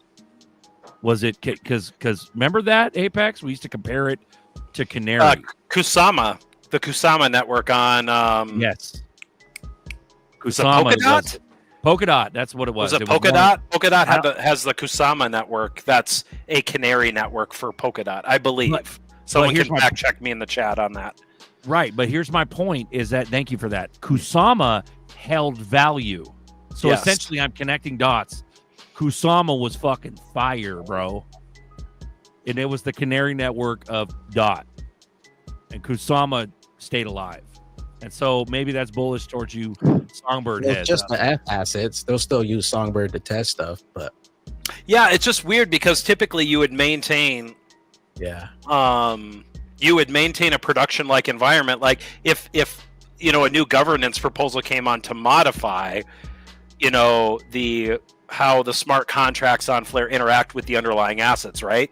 Well, you'd want to test, and that passes, you'd want to test that on Songbird. So if they do that, are they going to then relaunch assets on Songbird to test the functionality of those smart contracts? I mean, to me, I don't understand why they have to remove the assets from Songbird. It's like blowing the whole dev environment after you've done your final test or whatever Right. product you do to prod. All right, we're wiping clean. But you don't do that. You don't do that. You maintain in tech. You maintain a production-like environment for additional features and testing and all of that. Like it doesn't make sense. Hey, we're tearing down staging, guys. We're tearing down your dev environment. You know what they're doing? You know what they're doing with that statement? I just thought about it. They're saying, "Hey, we need somebody to split it to keep the dev environment live while we do this whole new thing over here." Yeah, but they got money. Like, bro, I can't understand. I don't know, man. Fuma, does this make sense to you? You're in tech. No, man. It sounds to me, this is what it sounds to me. There's a CCB group, Change Control Board or whatever, and you have people on that CCB group who don't know what they're doing.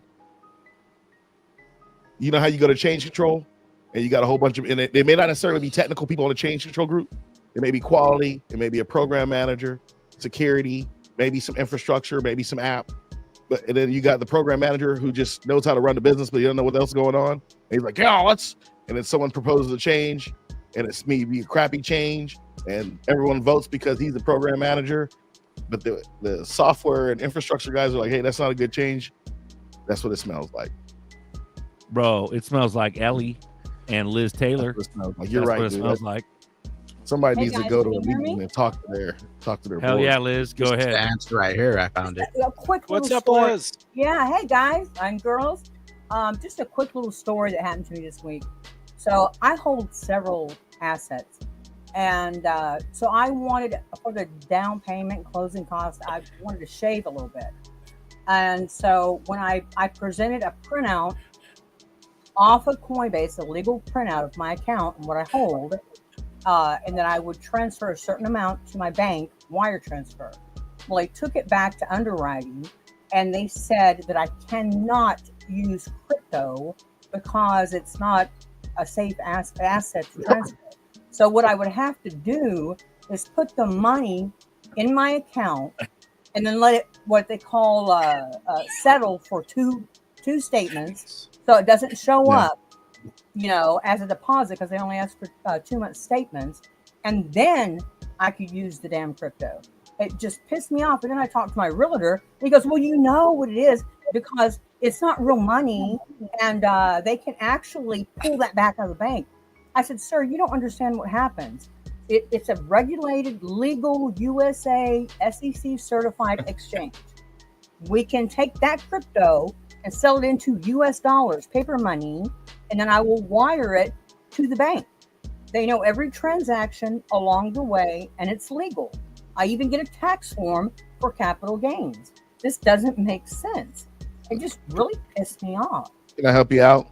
Well, I put it in a different bank account, and now I'm telling him that it's cash I kept at home, and I've got receipts from the sale of a house that I sold about 6 months ago. Let me tell you what you could have did to make your life easier. It's got to be seasoned, doesn't it? Well, I haven't told him that yet, but go ahead and tell me. So maybe it's a better idea. Keep telling y'all this. I'm tired of telling y'all, but I'm gonna keep telling you. This is what the holdings companies are for, people. There it is. Say it. This is what the holdings companies are for. You could have transferred all that money to your holdings company and say, hey, this holdings company is giving me a private loan, X, Y, and Z, and they would have known who owned the damn holdings company. Out of wait. So I what I could do is, I haven't done it yet, but I have like 3 bank accounts. So I cash it out, let's say my Navy Federal, Go and set up a then holdings I company. take a loan against it. But that would hurt me, because then they're going to take that loan payment and put it to my debt to income ratio. If this is how I roll, you have a holdings company, use your holdings company to either give you the loan, like you could cash out, send it to that, cash out, send it to the holdings company, right? Because the holdings company will give you a bank account as well. And you could use that and say, this holdings company is going to give me a private loan, or this holdings company is going to give me this. And that's it. So it's a holdings company. Yeah, but what they're going to do is they're going to take that note that I have to pay back that loan and add it to my debt to income ratio. Okay, so let me help you out a little bit easier, right? Because I don't have all the magic answers. Oh, no, Go no. set up a holdings company with Wyoming LLC, and your listing agent also doubles as a lawyer, and they'll be able to help you out. Okay, great. Thank you. Don't you want to buy the house under the LLC as well? What's that? Don't you want to buy the house under the LLC? My understanding. If she's got enough to pay for it cash, she can just have the holdings company buy it, and nobody gonna say nothing to her. But if she's, I mean, you can still get a loan, but no, I don't want to pay cash for it, because I want to stay liquid as possible. I want to, keep my, especially not touching the XRP, but the other assets that I have, instead of liquidating, a ton of it. What I want to do is make the debt work for me, so that I could write off interest. But the thing is, again, I'd have to report the loan payments as debt, which would lower this wasn't the money that you had transferred not seasoned for like 2 months. It's got to be like in your account for like. I haven't done it yet. I'm not going to touch it. Not yet. Yeah, she's waiting because she don't want to hit a penalty. As soon as you change it to something else, you get a penalty. That's it. If you go XP or Cardano, you got to pay. No, like if I dumped 100,000 of Cardano, I'm going to not be paying 300,000 for the house. My down payment is 100,000. I'm now going to have to pay 20% or less, a little less, on that freaking capital gain. So you got to stack that on top of what you're paying. So you're paying, let's just say, example, 100,000 cashed out. You use that as a down payment, and the house is 300,000 or whatever. And then now you've got 20,000 in capital gains you got to pay. You're paying 320 for the house. That makes sense? Talk to the lawyers. It's not legally. I'm going to figure it out. Yeah, that's what I'd say. We got a lot of homework to do. We have a lot to think about, everybody. We're gonna have that type of problem. This is already there. No, because if I'm cashing anything out, it's going through the holders company, and that's it. Let the lawyer take care of it.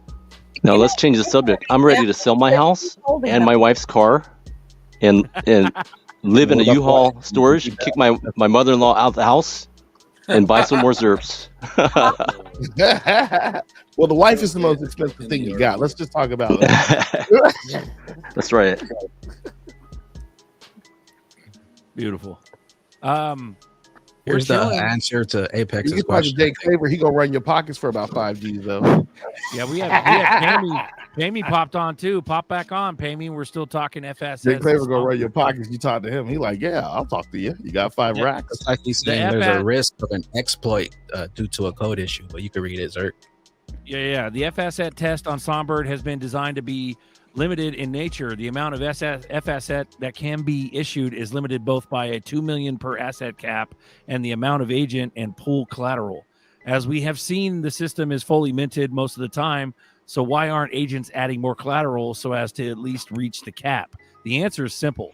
Flare Labs is underwriting the risk of an exploit due to a code issue up to a maximum of 300,000. Therefore, whilst agents can add more collateral to enable minting up to the cap, they will not be protected beyond 300,000. If there's an issue stemming from the code, only after the testing is finished and the F assets have moved to Flare should the agents feel comfortable to add substantially more collateral. Whilst there is definitely much larger F asset demand, there is also no value to the test of having a much larger system. So essentially, it's like FDIC for Songbird until it goes full adoption, or what's happening here? My absorption. I'm retarded in 5. My absorption rate. I gotta, yeah. I don't process things fast. I gotta think about this. Unless someone's smart. I mean, anyone else can pipe in if they know what this means. I mean, essentially, what my initial takeaway is, Flare Labs is underwriting the risk for this test up to a maximum 300K. That makes sense, but I guess it doesn't make sense why they would remove an asset, because as I understand Flare and Songbird, the agents have to put up their own collateral to secure the network against fraud and manipulation, right? So the balance of they have to have Songbird and the underlying asset, like if they're going to be a pool provider, right? They are also wrapping assets in the smart contract system for Songbird as collateral should they act nefariously or, XYZ happen. So I guess that's what doesn't make sense to me, but I am by no means an expert on Songbird, and anyone else can chime in if they understand more what that means. Well, Pamey was fucking just here, and he's our boots on the ground for Songbird at Flare. So is fucking E4. Where the fuck are you, E4? Hell yeah. We got K-HUD $5. Thank you, bro. Here's what ChatGPT says. Hey Let's guys, see. got a balance. I'll check you later. Love you, Fuma. Have a good Love Sunday, you, bro. Fuma.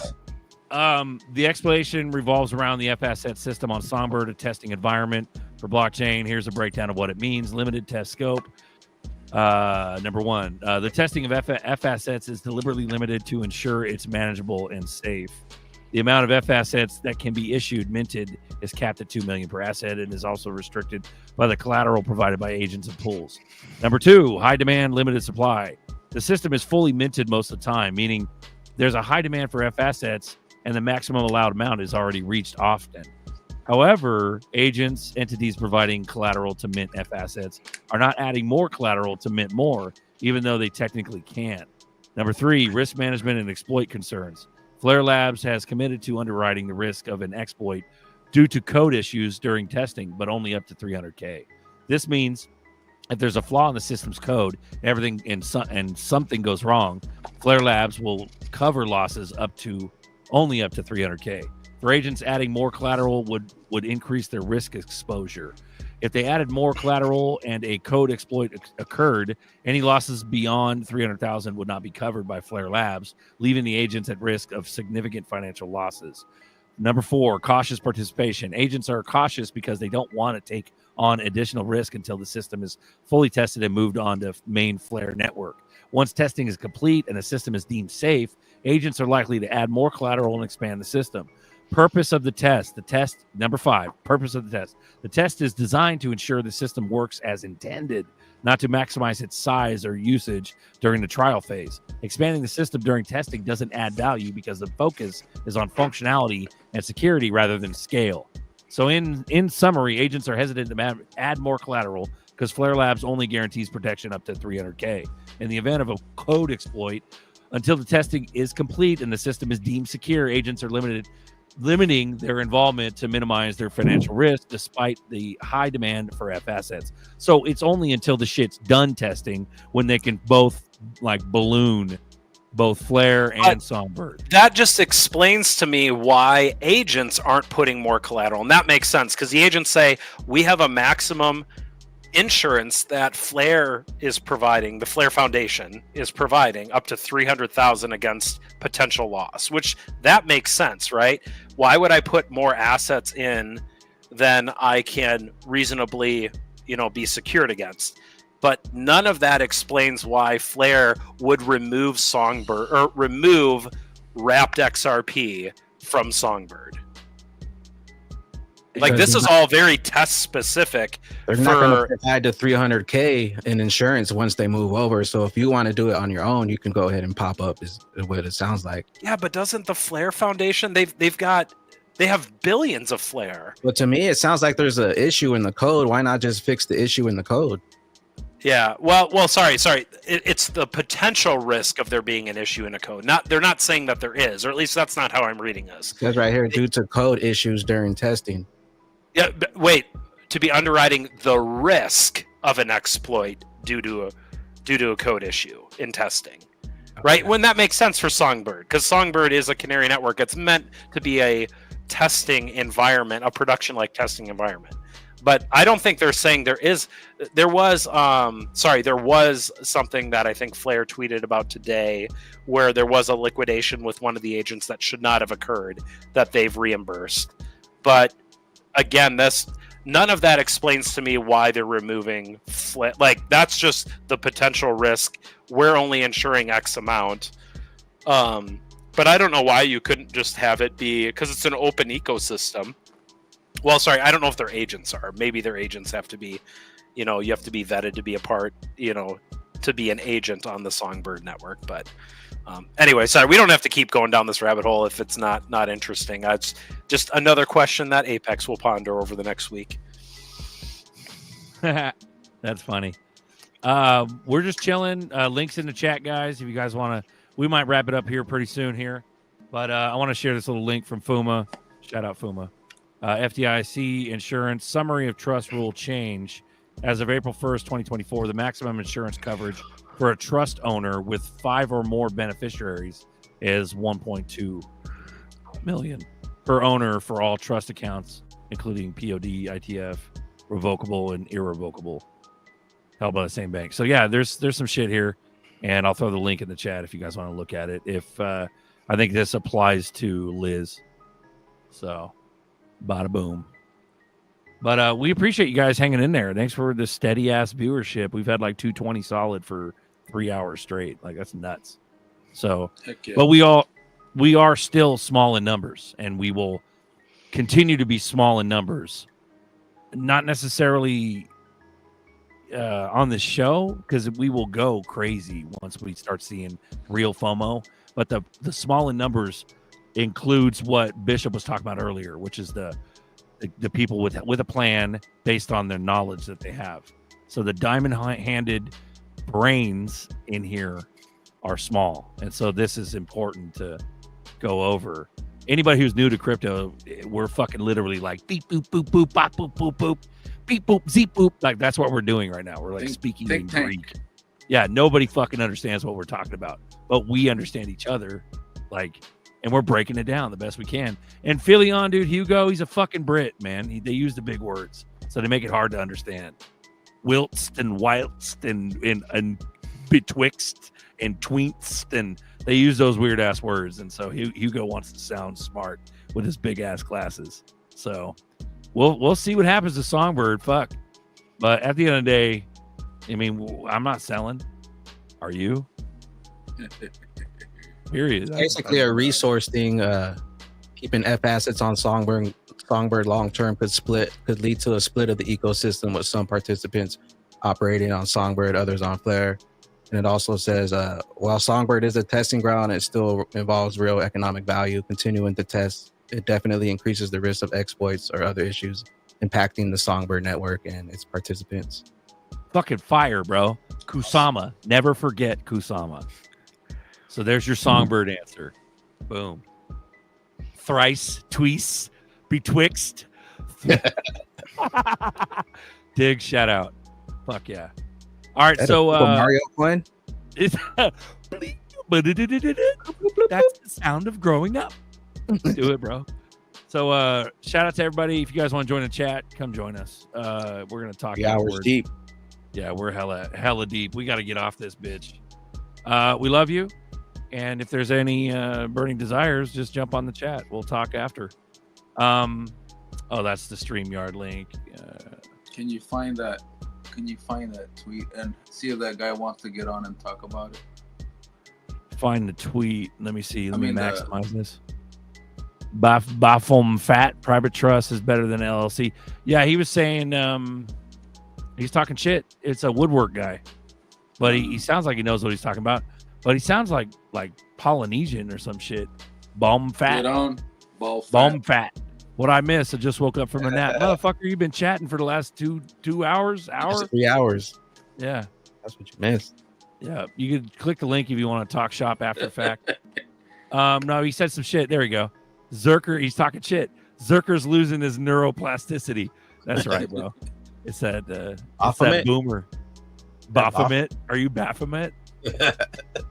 That's probably what it is, a play on words. But shout out to you. You bringing some joy to us.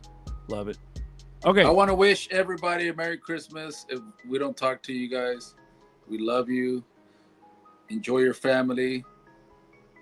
Enjoy the last days of being broke. You mean Glitchmas, right? Glitchmas. Yeah.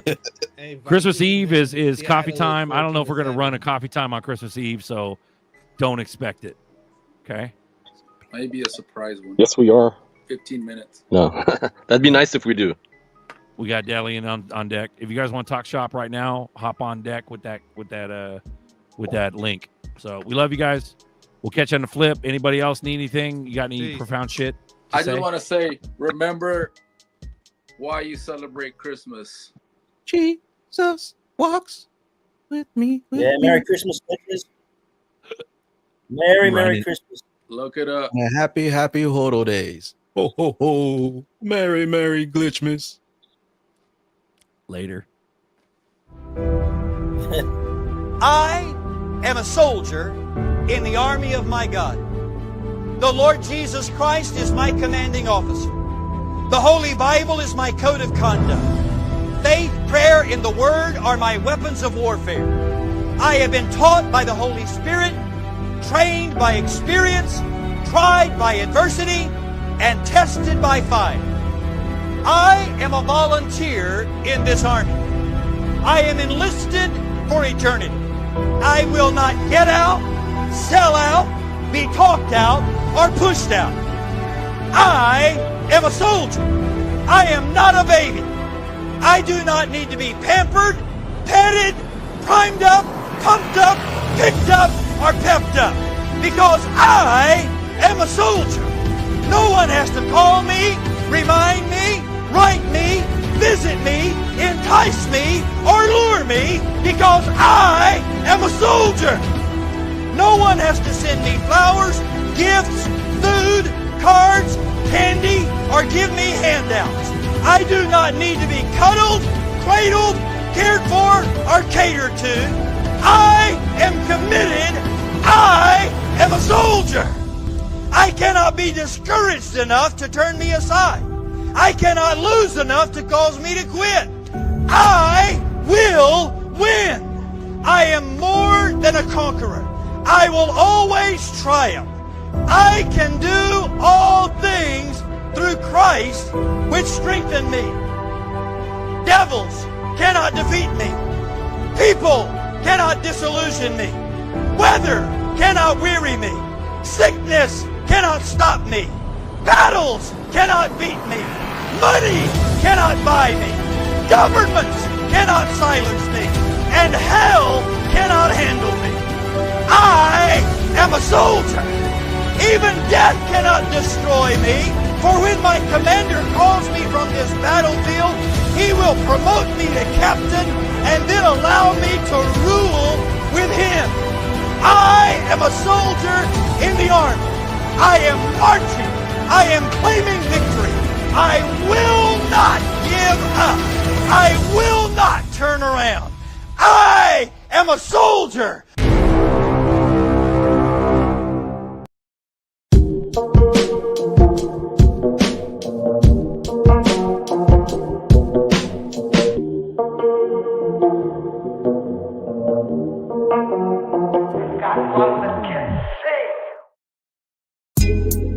Coffee time with Berserker and Uncle Buster. Doors open. Good to see you. You know where the coffee pot is. This is Berserker. Yo, this is Uncle Buster. Get a cup. Let's talk crypto. Yeah, dude. This coffee's bomb. Nothing comes between me and my XRP.